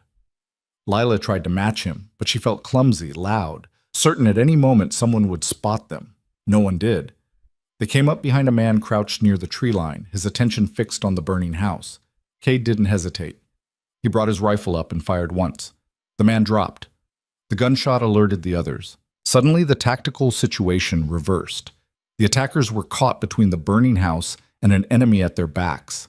Confusion rippled through their formation. Cade fired again, then grabbed Lila's arm and pulled her to new cover before return fire could find them. They were moving constantly now, shooting and relocating, creating the impression of multiple attackers coming from the darkness. Lila saw a figure turning toward them, bringing up a shotgun. She fired without thinking. The figure went down. She didn't know if it was a kill shot, didn't have time to care. They kept moving, kept shooting. The attackers were breaking formation now, falling back, trying to regroup. But Cade didn't give them the chance. He pressed the attack, driving them back toward the open ground where they had no cover. Lila followed his lead, firing when he fired, moving when he moved. Her rifle was almost empty. Her hands were shaking.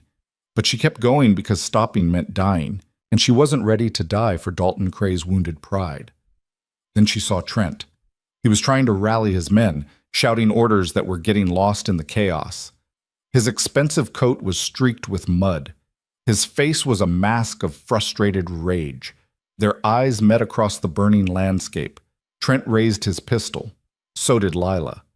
For a heartbeat, the world narrowed to just the two of them, the woman fighting for her home and the man trying to take it away. Everything else faded. The fire, the gunshots, Cade shouting something she couldn't hear. Just her, just Trent, just the trigger under her finger. She fired. So did he. So did someone else. 3 shots. So close together, they sounded like one. Trent went down. His pistol fell from nerveless fingers. He clutched his chest, blood spreading across that expensive coat, his expression one of absolute surprise. Lila stood frozen, smoke drifting from her rifle barrel. Had she hit him? She thought she had, but there had been 3 shots. One of them was hers. One was Trent's. She'd felt it pass close enough to stir her hair. The third, she turned. Cade was standing 20 feet away, his rifle still raised, aimed at where Trent had been. His face was hard, emotionless. "You good?" he called out. Lila nodded, not trusting her voice. The remaining attackers were retreating now, dragging their wounded, abandoning the fight. They'd lost their leader and their momentum. Whatever pay Cray had promised them, it wasn't enough to die for. Within minutes, the gunfire stopped completely. The attackers vanished into the darkness, and suddenly the only sound was the roar of the burning house and Lila's ragged breathing. She walked over to where Trent lay. He was still alive, barely, his breath coming in wet, struggling gasps. Blood bubbled at the corner of his mouth. "Should have taken the deal," he wheezed. "Should have left us alone," Lila replied. Trent's eyes found hers. For a moment, something almost like respect flickered there. Then he coughed once, twice, and went still. Lila stood over his body and felt nothing. No triumph, no guilt, just a bone-deep exhaustion that threatened to pull her down into the mud. Cade appeared beside her, checked Trent's pulse out of habit more than hope. "He's gone," he confirmed. He looked at Lila. "You hit?" "No, you?" "Grazed, nothing serious." He gestured to his left arm, where his shirt was torn and dark with blood. "We should check the perimeter, make sure they're really gone." They did a sweep of the property, weapons ready, expecting ambush at every turn. But the attackers were truly gone, fled into the night carrying their casualties and their failure. When they made it back to the house, or what remained of it, the fire was starting to die down. There wasn't much left to burn. Lila stood and watched her home collapse into ash and ember, and tried to figure out what she felt. "I'm sorry," Cade said quietly, "about the house. It was just wood." Lila's voice was flat. "We're alive. That's what matters." "Is it?" She looked at him, really looked, saw the blood on his arm, the soot on his face, the weariness in his eyes that spoke of too many fights, too many losses, too many times having to choose between bad and worse. "Yeah," she said, "it is." They stood together in the ruins of her life and watched the sun start to rise. Around them, the evidence of violence, bodies they'd have to deal with, blood soaking into the earth, the burned skeleton of what used to be home. But they were standing. They were breathing. They'd survived. As the first light of dawn touched the mountains, Lila heard horses approaching. She tensed, reached for her rifle. "Easy," Cade said. "That's Bowman." The sheriff rode up with 3 deputies, all of them armed, all of them looking grim. They took in the scene, the burned house, The bodies. Lila and Cade standing in the middle of it all like survivors of a war. Bowman dismounted slowly. I heard the gunfire. Took time to gather men.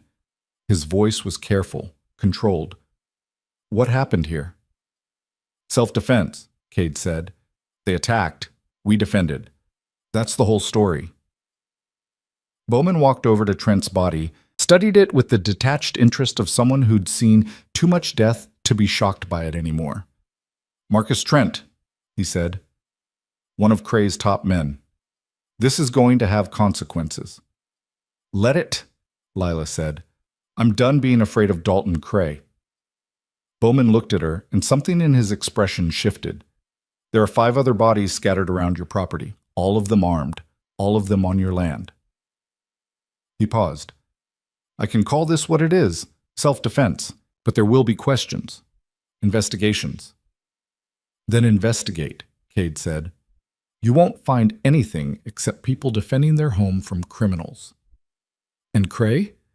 What happens when he finds out you killed 6 of his men? He'll know where to find me. Cade's voice was flat, and he'll know what happens when he sends people after what's mine.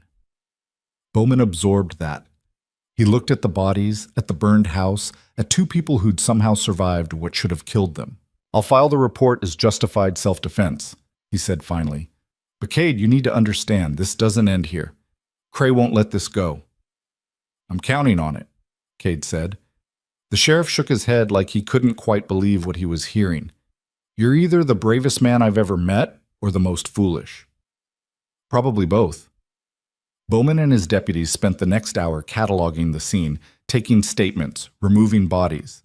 Through it all, Lila sat on a rock near what used to be her porch and watched them work.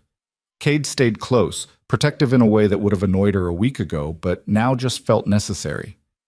When the law finally left, taking the last of the bodies with them, Lila and Cade were alone again. The sun was fully up now, revealing the full extent of the devastation. The house was gone. The barn was already gone. Most of her equipment had burned, but the land was still there. The mountains, the creek that would run again when the snow melted, the bones of something that could be rebuilt. We should get that arm looked at, Lila said, nodding to Cade's wound. Later. First we need to secure the property. Make sure no one else is coming. Cade. She stood, walked over to him. It's over. For now, at least. Let me help you. He looked like he wanted to argue. Then he just nodded, let her lead him to what remained of the water pump. She cleaned the wound as best she could, a deep graze that had bled a lot, but hadn't hit anything vital. Her hand shook as she worked, the adrenaline finally wearing off and leaving her hollow. You did good tonight, Cade said quietly. Better than good. You saved both our lives. We saved each other. Lila tied off the makeshift bandage. That's what this is now, isn't it? Partnership? Yeah. Cade's voice was soft. I guess it is. They sat together in the ruins as the day grew brighter, 2 people who'd started as strangers and become something else through fire and blood and necessity. The fight wasn't over. Dalton Cray was still out there, still dangerous. The house was gone. Winter was coming, and they had nothing but each other and raw determination. But they'd held the line. They'd faced the worst Cray could throw at them and survived. That had to count for something. Lila looked at Cade, at the man who'd walked into her life carrying death and promises in equal measure, and felt something shift in her chest. Not love. It was too soon for that, and they were both too damaged. But something. Connection, maybe. Trust earned in the only currency that mattered. What now? She asked. Cade surveyed the wreckage, his expression unreadable. Then he smiled, a real smile this time, not that bitter, almost expression he usually wore. Now? He said. Now we rebuild. The word sounded simpler than it was. Rebuild meant starting from ash and rubble with almost nothing. It meant sleeping in the remaining cattle shelter that first night, huddled against the cold with saddle blankets for warmth. It meant waking up to frost on the ground, and the reality that everything Lila had tried to preserve was gone anyway. But they were alive, and the land was still theirs. By mid-morning, wagons started arriving. The first belonged to old Mrs. Patterson from town, who showed up with her grandson driving and the bed full of quilts, canned goods, and bread wrapped in cloth. "Heard what happened," she said, climbing down with the stiffness of someone who'd seen 80 winters. "Figured you could use some help." Lila stared at the supplies, too overwhelmed to speak. "We don't have money to pay you back," Cade said carefully. Mrs. Patterson waved a dismissive hand. "Don't want payment. Lila's father helped me when my husband died, left me enough to live on when he could have taken advantage. This is just returning the favor." She fixed Cade with a sharp look. "Besides, word around town is you two stood up to Dalton Cray's men. That takes spine. We could use more spine in these parts." More wagons followed throughout the day. The Hendersons brought lumber from their mill. The Morrison boys hauled fresh water. Even Raymond Morrison from the bank showed up with a wagon full of tools, his expression uncomfortable but determined. "The bank can't officially support this," he said, not quite meeting Lila's eyes. "But unofficially, my family remembers what your father did for this town. Consider this a personal loan. No interest." Lila found her voice finally. "Why? All of you. Why help now?" Mrs. Henderson, a sturdy woman who'd birthed 6 children and buried 2, stepped forward. "Because you fought. Most people around here, we just bend when pressure comes. Pay the protection money, look the other way, tell ourselves it's not our business." She gestured to the burned remains of the house. "You didn't bend. You stood up. That matters." "Even if it brings trouble to your doorsteps?" Kate asked. "Trouble's already here," old Pete from the general store said. "Has been for years. Cray and his men bleeding the territory dry, and all of us too scared to do anything about it. Maybe it's time that changed." Sheriff Bowman arrived around noon, watched the community effort with an expression Lila couldn't quite read. When the wagons finally cleared out late afternoon, he approached where she and Cade were sorting through the donated supplies. "Careful," he said quietly. "What you're building here, it's not just a house." "What is it then?" Lila asked. "A symbol. Something people can point to and say they fought and won." Bowman's face was grave. "That makes you dangerous to men like Cray. More dangerous than if you just killed his men and disappeared." "So what should we do?" Cade's voice had an edge. "Run? Hide? Pretend we don't exist?" "No," Bowman sighed. "You should be smart and very, very careful, because Cray will come at you again. Maybe not this week or next month, but he will come, and next time he won't be subtle." The sheriff left them with that warning hanging in the air like smoke. That night, they used some of the lumber to build a crude shelter, 4 walls and a roof, barely more than a shed, but enough to keep the weather out. Cade worked with practiced efficiency, his injured arm slowing him down but not stopping him. Lila helped where she could, holding boards while he hammered, passing him nails, learning the rhythm of construction. "You're good at this," she observed. "Had practice. Thomas and I built half a mining camp one summer." Cade's voice went soft with memory. "He was terrible at it, couldn't measure worth a damn, but he tried. You miss him. Every day." Cade hammered another nail home. "He was the only person who ever looked at me and saw something worth saving." Lila wanted to say that she saw it too, but the words felt too large, too presumptuous. Instead, she just handed him another board and kept working. They finished the shelter as darkness fell. It was rough, ugly, barely functional, but it was theirs. Inside, they laid out the bedrolls Mrs. Patterson had donated. There was no partition, no privacy, just 2 people sharing a space barely big enough for one. "I can sleep outside," Cade offered. "Don't be stupid, it's freezing." Lila arranged her bedroll on the far side of the shelter. "We're adults. We can share a room without making it complicated. If you're sure." "I'm sure." She wasn't sure, but she was tired of pretending everything had to be carefully managed, properly separated. They'd killed men together. They'd burned together. Sleeping in the same room seemed almost mundane by comparison. They settled into their respective bedrolls. Outside, wind howled through the ruins. Inside, silence stretched between them. "Thank you," Lila said into the darkness. "For what?" "For staying, for fighting, for—" She struggled to find the right words. "For keeping your promise to Thomas, even though it's cost you." "Cost me what? I had nothing before this." Cade's voice was rough. No home, no purpose, just drifting from one bad decision to the next. At least here, I'm fighting for something that matters. The ranch. You. The word hung in the air between them, heavy with implications neither was ready to examine. We should sleep, Cade said finally. Tomorrow we start on the real house. Yeah, tomorrow.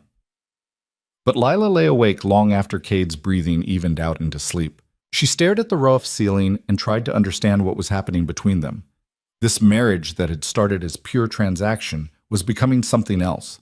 Something that didn't have a name yet, but felt real in a way the legal papers never had. It should have scared her. Instead, it felt like the first honest thing in her life. The next weeks fell into a pattern of brutal, exhausting work. They rose before dawn and worked until they couldn't see anymore. Cade led the construction while Lila managed the surviving cattle, coaxed the garden back to life, and made runs into town for supplies they couldn't make or borrow. The house took shape slowly. Nothing fancy, a simple structure with 4 rooms, a proper kitchen, windows that actually closed. They couldn't afford glass yet, so they used oiled paper that let in light but kept out the worst of the weather. People continued to help, but cautiously now. Word had spread about what happened, the attack, the bodies, the fact that Lila and Cade had stood their ground.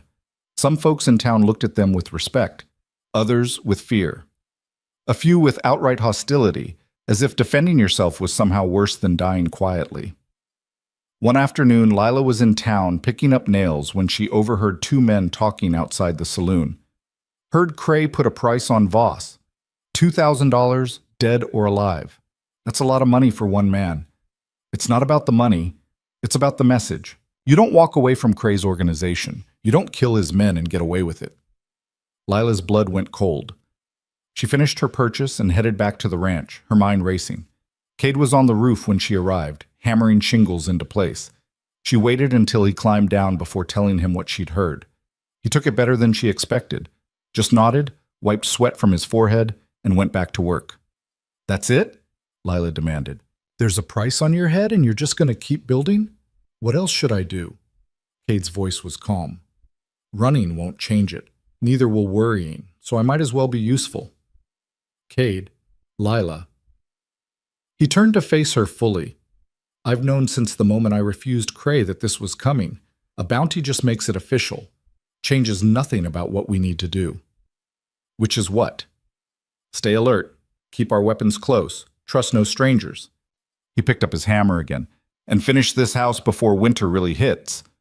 It was practical advice delivered in Cade's typical flat tone, but Lila could see the tension in his shoulders. He was more worried than he was letting on. That night, she woke to find his bedroll empty. She grabbed her rifle and slipped outside, half expecting to find attackers in the darkness. Instead, she found Cade sitting on a half-finished porch, staring out at the mountains silhouetted against the starlit sky. Couldn't sleep? She asked, sitting down beside him. Too quiet. Makes me nervous. You prefer being shot at? At least when people are shooting, you know where they stand. Cade's voice was tired. It's the waiting that gets to me. Wondering when the next move comes. Who's going to try to collect that bounty? Lila set her rifle across her knees. We could leave. Take the money we have left. Head for California or Oregon. Start completely over. You'd do that? Leave your father's land? I'd do that to keep you alive. The admission surprised them both. Cade looked at her, and in the starlight his expression was unreadable. I don't deserve that, he said quietly. Stop deciding what you deserve. I'm tired of hearing it. Lila's voice was sharp. You're my husband.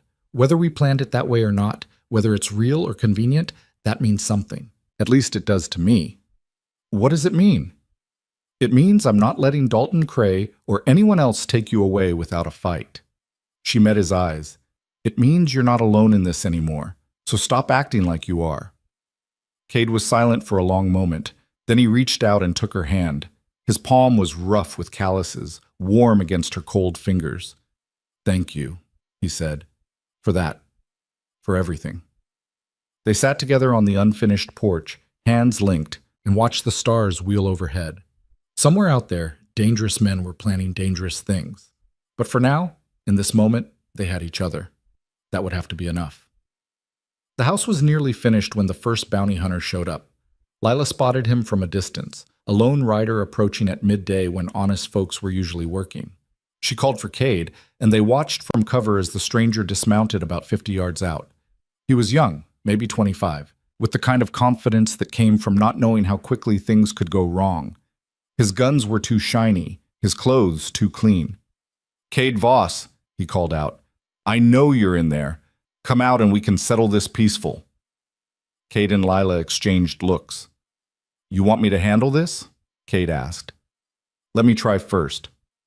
Lila stepped out before he could argue. "Can I help you?" The young man looked surprised to see a woman. "Where's Voss?" "That depends. Who's asking and why?" "Name's Billy Hendricks. I've got paper on Cade Voss, $2,000 for his capture." Billy's hand drifted toward his gun. "Don't make this difficult, ma'am. Just send him out." "And if I don't? Then I'll have to come in and get him." "Bad idea," Cade said, stepping out beside Lila. His rifle was cradled casually, but his finger was near the trigger. "Real bad idea." Billy's confidence wavered slightly. "The paper says dead or alive, Voss. Your choice which?" "Third option will," Cade said. "You turn around, ride back to wherever you came from, and forget you ever heard my name." "Can't do that. I need the money." "Everyone needs money. Not everyone's willing to die for it." Billy's hand twitched toward his gun. It was a mistake. The movement of someone who'd never been in a real gunfight, who thought fast was the same as good. Cade's rifle came up in one smooth motion. "Don't," he said flatly. Billy froze, his hand halfway to his holster, suddenly realizing how outmatched he was. "I'm going to give you a chance I probably shouldn't," Cade continued. "You're going to mount that horse and leave. You're going to tell anyone else thinking about collecting that bounty what happened here. You're going to spread the word that trying to take me is suicide. You understand?" Billy nodded jerkily. "Good. Now go." The young man practically ran to his horse. He mounted with shaking hands and rode off at a gallop, kicking up dust in his panic. Lila lowered her rifle, which she'd raised without thinking. "Think he'll actually spread the word? Maybe. Or maybe he'll come back with friends." Cade watched the dust trail fade. Either way, he won't be the last. The bounty's too high. He was right. Over the next 2 weeks, 3 more hunters showed up. 2 took Cade's warning and left. The third was older, harder, and decided to try his luck in the middle of the night. Cade was ready. He'd been sleeping light, listening for exactly this kind of approach. The fight lasted maybe 30 seconds. A brief exchange of gunfire, then silence. In the morning, they found the bounty hunter's body near the tree line. Cade dragged it to town himself, dropped it at Sheriff Bowman's office with a terse explanation. "Self-defense," Bowman said, examining the body. "Again." "Again," Cade agreed. "You're building quite a reputation, Voss. The man you can't kill." "That's what they're calling you." "I'm just trying to live quietly." "Quietly." Bowman laughed without humor. "You've killed 9 men in a month. That's not quiet." "They came to me. I didn't go looking." "Doesn't matter. This keeps up. You're going to have every gun in the territory coming after that bounty." Bowman leaned back in his chair. "At some point, the math catches up. You can't win them all." "Maybe not." Cade turned to leave. "But I'm going to try." Back at the ranch, Lila was waiting. She'd heard the shots the night before, had spent the dark hours keeping watch in case it was a coordinated attack. "How bad?" she asked. "1 dead." Bowman filed it as self-defense. Cade sat down heavily on the porch steps they'd just finished installing. "But he's right. This can't keep going. Eventually someone's going to get lucky. Then we end it." Lila sat beside him. "We find Dalton Cray and we end this. He's too well protected. Getting to him would be suicide. So is sitting here waiting for the next hunter to try." Lila's voice was firm. "We need to be proactive. Force his hand somehow." "How?" "I don't know yet, but there has to be a way." She looked at the house they'd built together, at the land they'd defended, at the life they were trying to construct from ruins. "I'm not giving this up. Not for Cray, not for money, not for anything." Cade studied her profile. When did you get so fierce? When I had something worth being fierce about. The answer seemed to satisfy him. They sat together in comfortable silence, two warriors resting between battles. The solution came from an unexpected source. A week later, a man named Samuel Garrett arrived at the ranch. He was in his 50s, well-dressed but worn, with kind eyes that looked like Thomas's in the photograph Lila had seen. "I'm Thomas's brother," he said when Lila answered the door. "I heard about what happened. About my brother and about you and Mr. Voss. I came to offer my help." They invited him inside. Over coffee, Samuel explained that he'd been searching for his brother for months, following a trail that led him to the mining camp where Thomas had died. "I found his things," Samuel said, "including letters to you, Miss Chen, and a journal where he'd written about Cade, about the promise he'd made." His voice thickened. "My brother was always trying to save people. Looks like he managed it one last time." "I'm sorry for your loss," Lila said quietly. "As am I for yours." Samuel turned to Cade. "Thomas wrote that you were a good man trying to escape a bad life. It seems he was right." Cade looked uncomfortable. "I'm not sure about the good part. The fact that you're still here, still fighting to protect what my brother tried to give you, suggests otherwise." Samuel pulled out a leather folder. "I'm a lawyer by trade. I've been looking into Dalton Cray's operations, building a case. The law hasn't touched him in 10 years, Cade said. "What makes you think it will now?" "Because I have something they didn't. Testimony from someone who worked inside his organization." Samuel opened the folder, showed them documents covered in dense legal text. "I found a man willing to testify about Cray's criminal activities.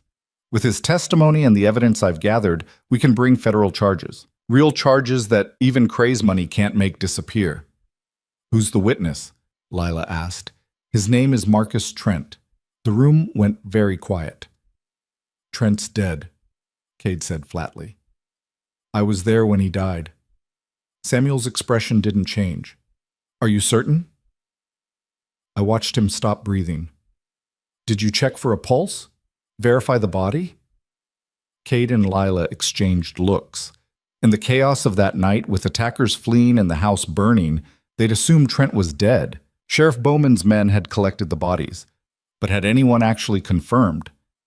"He survived," Samuel said. "Badly wounded, but alive. He's in Denver now, recovering, and he's angry.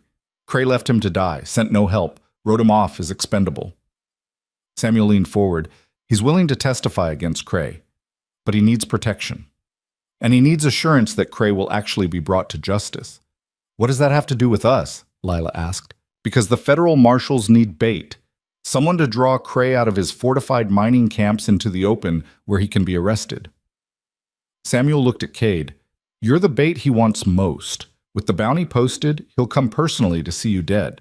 The marshals can grab him then." "You're asking me to offer myself up as a target."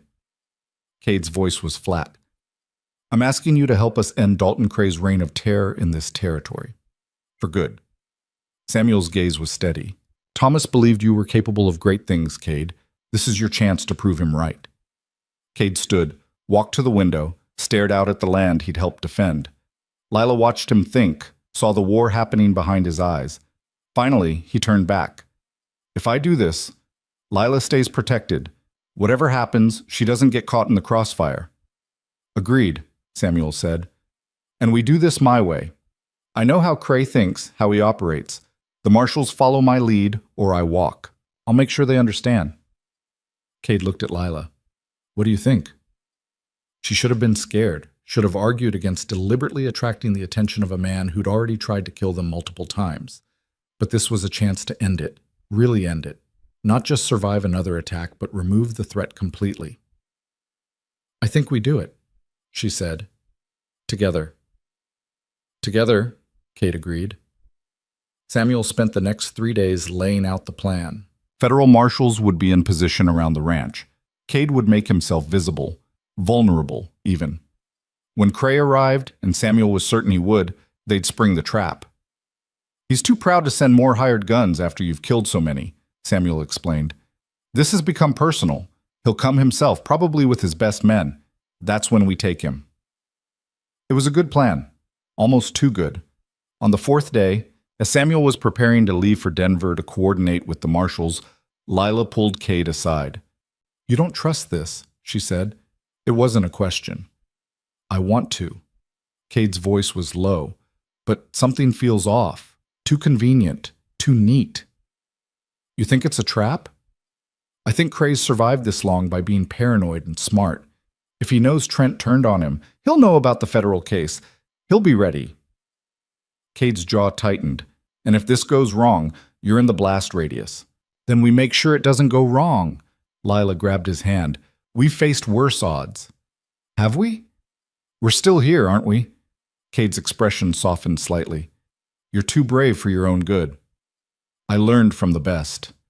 He pulled her close, and for the first time since they'd met, he kissed her. It was brief, almost desperate, the kiss of someone who wasn't sure they'd get another chance. When they broke apart, Lila rested her forehead against his. "We're going to survive this," she said. "We're going to end Cray, and then we're going to build our life here. The one we should have had from the start. Promise?" His voice was rough. "Promise." Samuel left the next morning, heading back to Denver with their commitment to the plan. The marshals would arrive in 2 weeks, he said. 2 weeks to prepare for what might be their last fight. Lila and Cade spent that time fortifying, planning, preparing for every contingency. But they also spent it living, finishing the house properly, working the land, having dinners that lasted hours because neither wanted the day to end. They were building something real now. Not just a marriage of convenience, but an actual partnership, a life. And when the marshals finally arrived, dusty and serious and armed to the teeth, Lila looked at what they'd created and knew exactly what she was fighting for. Not just land, not just survival. Home.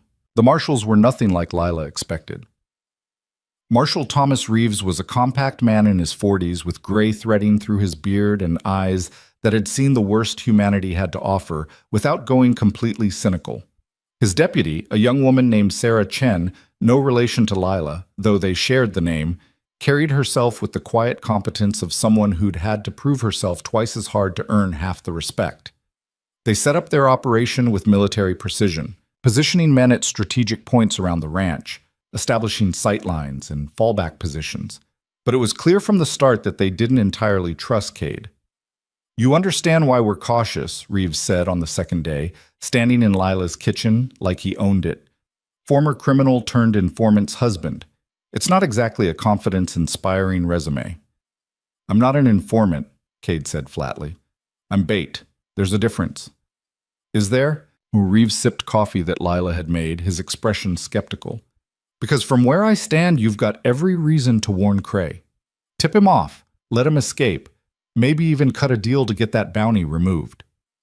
"If I wanted to cut a deal with Cray, I'd have done it weeks ago." Cade's voice was controlled, but Lila could see the tension in his shoulders. "I'm here because I want him gone. For good." "Why should I believe that?" "Because I'm still standing here instead of running. Because I've killed 9 of his men defending this land. Because—" Cade stopped, jaw tight. "Because he has something worth staying for now," Lila finished quietly. "Me. This place. A life that doesn't involve looking over his shoulder every second." Reeves studied them both, his marshal's instinct measuring truth against deception.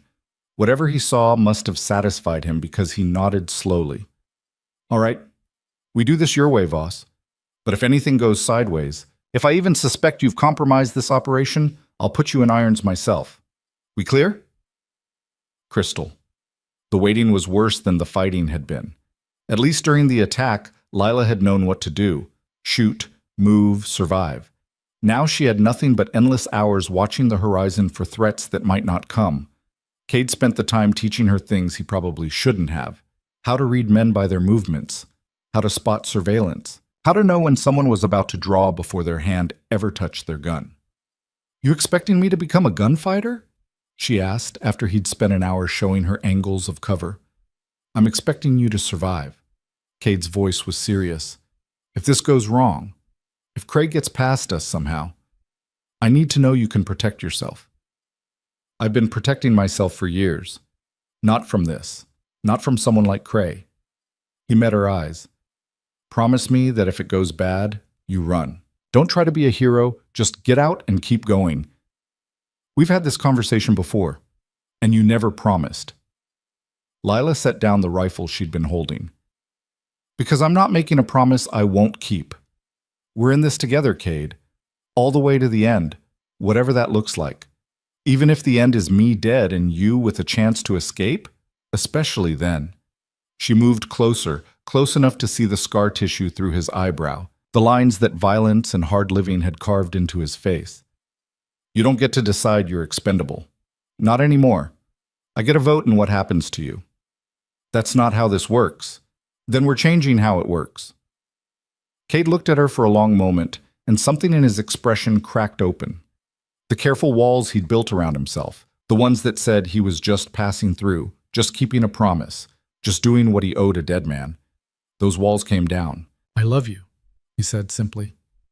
I didn't plan to. Didn't think I was capable of it anymore, but I do. Lila's breath caught. She'd known it, on some level, had felt it in the way he looked at her, the way he fought for her. But hearing it said out loud made it real in a way that terrified and exhilarated her in equal measure. I love you too, she said. And that's why I'm not running. That's why we see this through together. He kissed her then, and it wasn't desperate like before. It was certain, a promise that words couldn't quite capture. Deputy Chen found them like that, wrapped together in the middle of the kitchen, holding on to each other like they could anchor themselves against whatever storm was coming. She cleared her throat politely. Sorry to interrupt, but we've got movement. Rider approaching from the east. They broke apart. Cade grabbed his rifle. Lila did the same. Together they moved to the window where Reeves was already watching through a spyglass. Single rider, he confirmed. Moving slow. Could be a scout. Or it could be Samuel, Lila said, recognizing the horse. He was supposed to return today with Trent. They waited, tense, as the rider approached. It was indeed Samuel, but he was alone. And something about the way he sat in the saddle, hunched and defeated, sent warning signals racing up Lila's spine. He dismounted slowly, painfully. When he turned, Lila could see blood on his shirt, a rough bandage wrapped around his ribs. What happened? Cade was outside before anyone could stop him, catching Samuel as he stumbled. Ambush. 2 days out from Denver. Samuel's voice was strained. They knew. Cray knew about Trent, knew about the plan. He sent men. Too many men. We fought, but... He coughed, and blood flecked his lips. Trent's dead. Really dead this time. They made sure of it. Reeves swore. Did they follow you? I don't think so. I lost them in the mountains, doubled back 3 times. Samuel gripped Cade's arm. But they're coming, Cray himself. He told me to deliver a message. He's tired of sending others to do his work. He'll be here in 2 days to finish this personally. How many men? Reeves demanded. He said enough to burn this place to bedrock. Samuel's eyes found Lila's. I'm sorry. I thought we could end this cleanly. I was wrong. They got Samuel inside, tended his wounds. Deputy Chen, who had field medical training, determined that he'd been shot twice, once in the ribs, once in the shoulder. The ribs had cracked, maybe worse. He needed a real doctor. Town's 6 miles, Reeves said. We send him there. We lose a defensive position. We send him there or he dies, Chen countered. Those ribs could puncture a lung any time. I'll take him, Lila said. I know the shortcuts, and I can move faster alone. No. Cade's voice was flat. You're not going out there alone. Not with Cray's men possibly in the area. Then come with me. We'll both go. And leave the ranch undermanned? That's suicide. They stared at each other, locked in another battle of wills. Reeves watched them with the expression of someone witnessing a long-married couple argue over dinner plans instead of life and death. I'll send Chen, he said finally. She's fast, she's smart, and she knows how to handle trouble. You two stay here where I can keep an eye on you. It was the right call, even if Lila hated it. Chen left within the hour, supporting Samuel on horseback, taking the trail that would get them to Dust Ridge fastest. After they left, the ranch felt emptier, more vulnerable, like they'd lost something vital they hadn't realized they needed. That night, Reeves gathered everyone in the kitchen. He had 8 men total now, including himself and Cade. Not nearly enough if Cray came with the numbers Samuel described. "We need to talk about realistic expectations," Reeves said bluntly. "If Cray brings 20 men, 30 we can't hold. The math doesn't work." "So what do you suggest?" Cade asked. "We evacuate. Set up an ambush somewhere we control the terrain better. Draw Cray in and hit him before he knows we're ready." "This is my land," Lila said quietly. "I'm not abandoning it again." "Mrs. Voss, with respect, your land won't matter if you're dead. Neither will running. You think Cray won't chase us? Won't burn everything anyway out of spite?" Lila's voice hardened. "At least here we know every inch, every approach, every hiding spot. Out there, we're just targets." Reeves looked to Cade for support. Cade just shrugged. "She's right. Cray won't stop because we relocated. He'll hunt us down and kill us somewhere we don't have home advantage." He studied the rough map they'd drawn of the property. "We fortify, we prepare, and we make him regret coming here." "You're both crazy," Reeves muttered.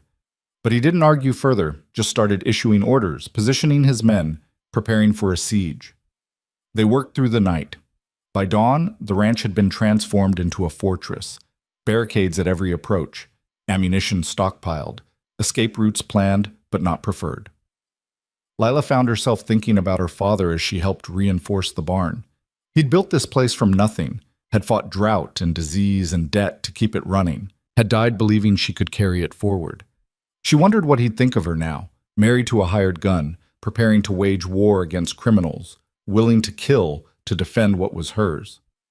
Would he be proud? Disappointed? "You all right?" Cade asked, appearing beside her.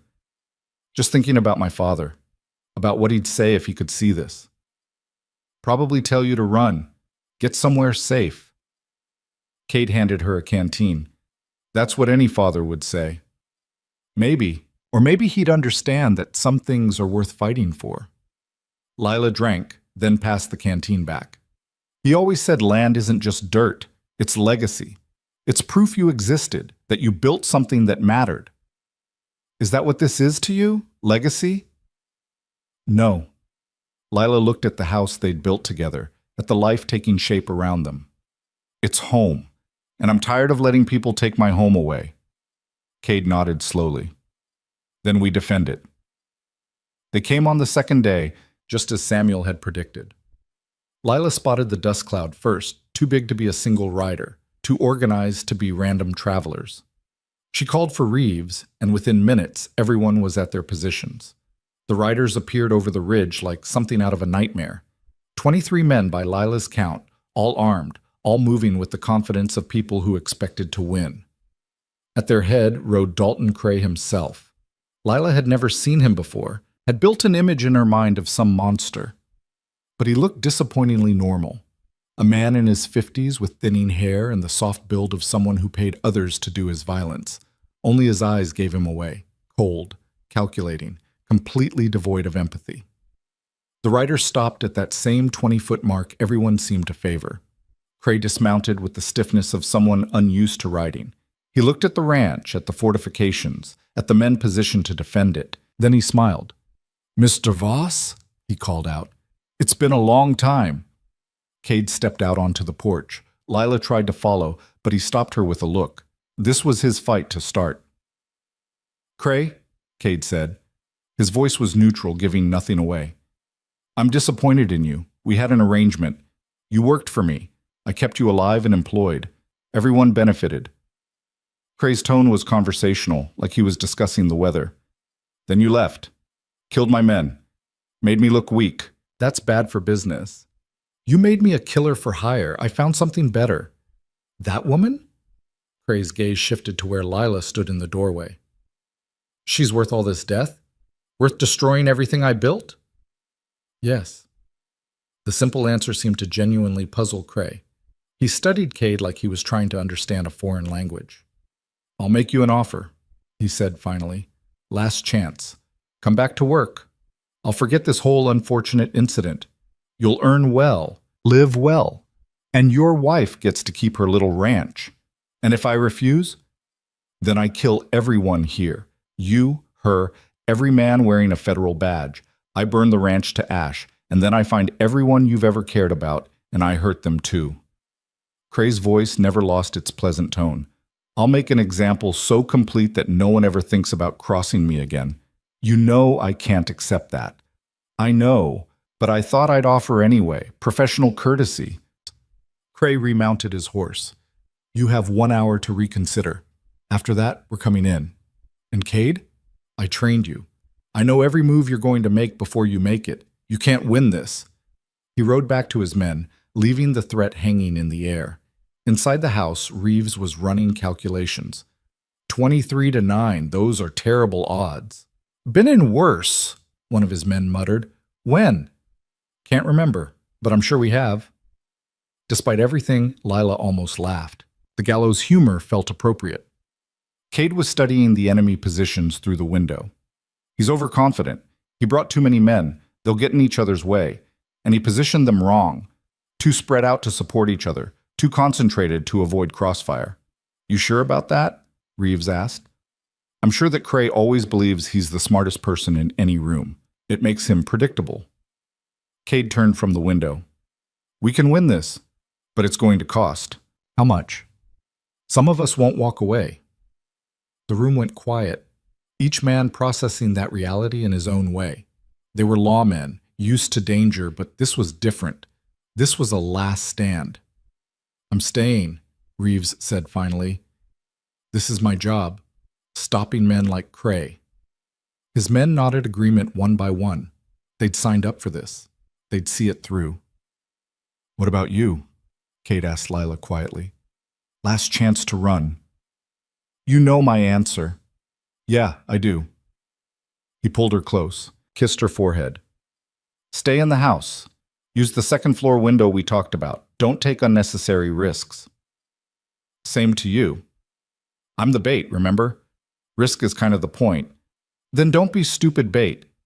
That almost smile flickered. I'll try. The hour passed too quickly and too slowly. Lila used the time to check her ammunition one more time, to drink water, to steady her breathing, to memorize Cade's face in case she never saw it again. When Cray's men finally moved, they came all at once. The attack was coordinated, professional. 3 groups advancing from different angles, using covering fire and movement tactics that spoke of military training. Reeves's men returned fire, trying to slow the advance, but the numbers were overwhelming. Lila took her position at the upstairs window, just like Cade had instructed. From here, she could see the whole battlefield. She picked her targets carefully, men who got too close, who threatened to flank their positions. Each shot was deliberate, controlled. Below, Cade was moving through the chaos like he was born to it. He fired, relocated, fired again, never staying in one place long enough to be targeted, taking down attackers with mechanical efficiency. But there were too many. For every man who fell, 2 more advanced. Cray's forces were pushing forward relentlessly, absorbing casualties like they didn't matter. One of Reeves' men went down, then another. The defensive line was collapsing. Fall back! Reeves shouted. Everyone to the house! They retreated in fighting order, covering each other's movement. Lila provided suppressing fire from above, buying them seconds they desperately needed. They made it inside and barricaded the doors. Outside, Cray's men surrounded the house completely. They were trapped. Well, Reeves said, reloading with hands that barely shook. This is going great. We hurt them, Cade pointed out. I count at least 8 down, maybe more. And we've lost 3. Math still doesn't favor us. Gunfire poured through the windows. Everyone ducked below the sill line, only rising to return fire when they had clear shots. It was desperate, defensive, exactly the kind of fighting where the side with more men won by attrition. Lila was repositioning when she saw movement in her peripheral vision. One of Cray's men had made it to the house's blind spot on the east side, was planting something against the wall. Explosives, she shouted. East wall. Cade was moving before she finished the sentence. He crashed through the window in a shower of glass, landed hard, came up shooting. The man with the explosives went down. Cade grabbed the charges, threw them away from the house. They detonated midair with a concussion that shook the ground. Cade was already rolling for cover, bullets chewing up the earth around him. He made it behind a water trough, but he was pinned down, cut off from the house with at least 5 men between him and safety. Lila didn't think, she just moved. Out of the second-floor window onto the roof, sliding down the slope with her rifle clutched tight. She hit the ground running, firing as she went, laying down covering fire for Cade. "Get back inside," he shouted at her. "Make me," she shot back, dropping behind cover beside him. 2 of Cray's men were advancing on their position. Lila and Cade fired simultaneously. Both attackers fell. "That was stupid," Cade said. "Probably." Lila ejected spent cartridges, reloaded. "But you're welcome." "We're pinned." "I noticed." They were about to make a break for the house when a new sound cut through the gunfire. Hoofbeats. Lots of them. Riders appeared over the ridge. 20, 30, maybe more. For one terrible moment, Lila thought Cray had reinforcements. Then she saw the lead rider, and her breath caught. Sheriff Bowman, with what looked like half the territory behind him. Ranchers, townspeople, even some of the Morrison family. Armed and angry, and apparently done being afraid. They hit Cray's forces from behind in a rolling wave of righteous fury. The tide turned in seconds. Cray's men, caught between the house defenders and the new arrivals, broke and scattered. Dalton Cray himself tried to run, tried to mount his horse and escape the disaster his arrogance had created. Cade shot the horse, not to kill it, just to drop it. The animal went down hard, throwing Cray to the ground. Before he could rise, Reeves was there, rifle pointed at his head. "Don't move," the marshal said. "Dalton Cray, you're under arrest for murder, extortion, arson, and about 40 other charges I'll think of on the way to Denver." Cray looked up at him, then at the battlefield littered with his fallen men, then at Cade standing 20 feet away with smoke drifting from his rifle. "You can't win," Cray said. "I have lawyers, judges, politicians. You'll never make this stick." "Maybe not," Reeves admitted, "but I'm going to try real hard. And even if you walk eventually, your organization is done. Your men are dead or scattered. Your reputation is ruined. You're finished in this territory." For the first time, Cray's confident facade cracked. He looked genuinely afraid. "Get him out of my sight," Cade said quietly. Reeves hauled Cray to his feet, clapped him in irons, and handed him off to his deputies. Around them, the cleanup was beginning, tending to the wounded, counting the dead, starting the long process of documenting everything for the legal proceedings to come. Bowman approached Lila and Cade where they still stood behind the water trough. "Took you long enough," Cade said.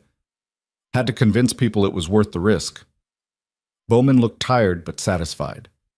"Turns out watching you two stand up to Cray inspired some folks. Figured if you could fight, they could too." "How many did we lose?" Lila asked. "3 on our side, maybe 8 or 10 of Cray's men dead. Rest will face trial." Bowman shook his head. "It's a mess. But it's over." "Is it?" Lila looked at the devastation around them. "Really over?" "As over as these things get," Bowman said. "Cray's done. His organization's broken, and you've got a whole territory's worth of people who owe you a debt." He smiled slightly. "I'd say that's as close to a happy ending as you're likely to get." The aftermath took weeks to sort out. Cray was transported to Denver to await trial. His remaining men were rounded up, charged, processed through a legal system that suddenly found its spine now that the threat was broken. Samuel Garrett recovered from his wounds and returned to help prosecute, using the evidence he'd gathered to build an airtight case. The ranch became something of a landmark. People rode out to see where the final battle had happened, to talk to the woman and her gunfighter husband who'd stood against impossible odds and won. Lila hated the attention, but she tolerated it because it brought business. Ranchers wanting to buy cattle, merchants offering fair prices on supplies. Even the bank came through with a loan extension on favorable terms, Raymond Morrison apparently having discovered a conscience. They rebuilt the parts of the house that had been damaged, fixed the barn again, started planning for the future, real plans that assumed they'd both be alive to see them through. One evening, about 6 weeks after the battle, Lila found Cade standing at the graves they'd made for her parents. He'd been visiting them more often lately, talking to the dead like they might have answers. "What do you tell them?" she asked, coming to stand beside him. "That I'm sorry. for bringing violence to their daughter's door, for not being the man they probably imagined for her. Cade's voice was quiet. For loving her anyway, despite all of that. You think they'd disapprove? I think they'd want better for you. Lila took his hand, laced her fingers through his. I think they'd want me happy, safe, building something that lasts. She looked at him. You give me all of that. I'm still a killer, Lila. Still have blood on my hands that won't wash off. Yeah, and I killed too. 6 men at least during that fight. Maybe more. I lost count. She squeezed his hand. We're both damaged, both carrying things we can't put down, but that doesn't mean we don't deserve this. Doesn't mean we can't build something good from the wreckage. Cade turned to face her fully. What are we building? A life. A real one, the kind Thomas would have wanted for both of us. Lila smiled. The kind worth fighting for. I can do that. He pulled her close. I want to do that. They stood together in the fading light. Two broken people who'd found each other through violence and necessity and had somehow made it into something that felt like love. A month later, Cade had to leave. There were loose ends to tie up, testimony to give in Denver, legal proceedings to attend, the formal dissolution of the bounty on his head. Samuel had arranged it all, promised it would take 2 weeks at most. You could come with me, Cade offered. Someone needs to watch the ranch. Lila adjusted his collar, straightened his coat. Besides, you'll be back before I know it. You sure? I'm sure. She kissed him. Go. Give your testimony. Help put Cray away for good. Then come home. Home, Cade repeated, like he was testing how the word felt. Yeah, I can do that. He left at dawn, riding toward Dust Ridge to catch the train. Lila watched him go from the porch of the house they'd built together and tried not to think about all the things that could go wrong. The days passed slowly. She filled them with work, tending cattle, maintaining equipment, planning next year's planting. The community continued to help, people stopping by with supplies or just to talk, to be part of the story they'd all survived together. On the 10th day, Deputy Chen rode out with news. Cray's been sentenced, she said, 20 years in federal prison, no possibility of parole for at least 15. Her expression was satisfied. Samuel's testimony was damning. Combined with the physical evidence and witness accounts, the judge had no choice. And Cade? Lila asked. Free and clear. All charges dropped, bounty rescinded, full pardon for any crimes committed while working for Cray. They ruled it was under duress. Chen smiled. He'll be on the train back tomorrow. Tomorrow came wearing a skin of gray clouds and cold wind. Lila rode into Dust Ridge early. Couldn't help herself. She waited at the station in her mother's blue dress, the same one she'd worn to meet Thomas Garrett all those months ago. The train arrived on time, pulling in with that same screech of metal and belch of steam. Passengers emerged. A salesman. A family. 2 miners. Then Cade, looking tired but whole. He spotted her on the platform and something in his expression softened, all the hard edges falling away. He walked toward her, and this time Lila didn't wait for him to close the distance. She ran, met him halfway, threw her arms around him like she could anchor him there through sheer force of will. You came back, she said into his shoulder. I promised I would. His arms tightened around her, and I keep my promises.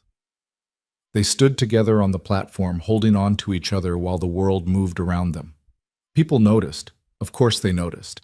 The whole territory knew their story by now, but Lila didn't care about the stares or the whispers. She'd just held on to her husband and felt something settle in her chest that had been restless for weeks. Let's go home, she said finally. Yeah. Cade pulled back enough to see her face. Let's do that. They rode back to the ranch together, side by side, the way they'd face everything from now on. The house appeared over the ridge, solid, real theirs. Smoke curled from the chimney where Lila had left a fire burning. Inside, everything was exactly as they'd left it. Simple, functional, home.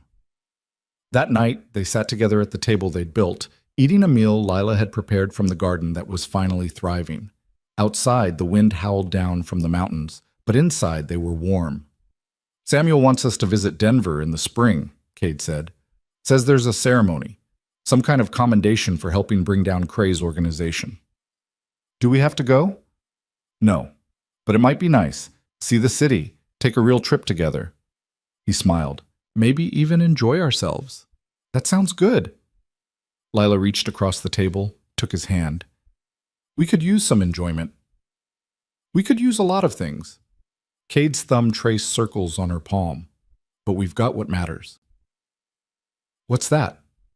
Each other. This place. A future that doesn't involve running or fighting or looking over our shoulders. He met her eyes. That's more than I ever thought I'd have. Me too. They sat in comfortable silence. Two people who'd been strangers 4 months ago and were now something that didn't have a simple word. Partners. Survivors. Lovers. All of those and none of those. Just them. Together. Building something from nothing and calling it home. Later, lying in bed with Cade's arm around her and the sound of his breathing steady in the darkness, Lila thought about the journey that had brought them here. A desperate marriage to save a failing ranch. A dangerous man with a deadlier past. Violence and fire and choices that had seemed impossible at the time. She thought about Thomas Garrett, the gentleman she'd never met who'd started this whole chain of events, who'd seen something worth saving in Cade and had been right, who'd wanted to help Lila keep her land and had managed it even in death. She hoped he knew. Wherever he was, whatever came after, she hoped he knew that his faith hadn't been misplaced, that his final promise had been kept. Thank you, she whispered into the darkness, speaking to a ghost. Beside her, Cade stirred. For what? For staying, for fighting, for being exactly what I needed, even when I didn't know I needed it. Right back at you.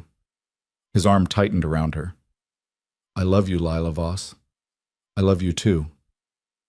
They fell asleep like that, wrapped around each other, safe in the home they'd defended and the life they'd built from desperation and determination and dumb luck.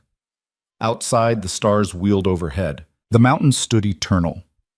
The land stretched toward tomorrow, full of possibility and promise, and the kind of future neither of them had dared imagine. But they had it now, had earned it through blood and tears and refusing to give up when everything said they should. That had to count for something, had to mean something. Maybe it meant that broken people could still build beautiful things, that violence could end and peace could take its place, that love didn't have to be perfect to be real. Or maybe it just meant that sometimes, against all odds and reason, people survived, and surviving was enough. Either way, Lila had her answer to the question she'd asked herself months ago, standing in the Dust Ridge post office, staring at a telegram that promised everything and delivered something completely different. She'd asked what happened when you married a stranger out of desperation, when you bet everything on a gamble you couldn't afford to lose. Now she knew. Sometimes you got exactly what you needed, even if it looked nothing like what you'd wanted. Sometimes the wrong choice turned out to be right. Sometimes the dangerous stranger became home.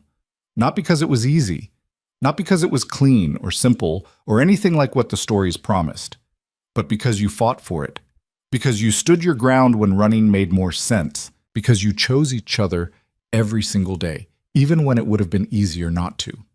That was the truth the stories never told. That love wasn't destiny or fate or magic.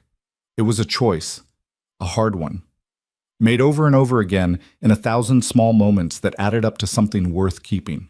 Lila had made that choice, so had Cade, and now they had tomorrow, and the day after that, and all the days stretching forward into a future they'd build together, one stubborn decision at a time. It wasn't the ending she'd imagined when she'd agreed to marry Thomas Garrett, but it was the one she'd fought for, the one she'd earned. And lying there in the darkness with her husband's heartbeat steady against her back and their land solid beneath them, Lila Chen Voss knew with absolute certainty that it was enough. More than enough. It was everything.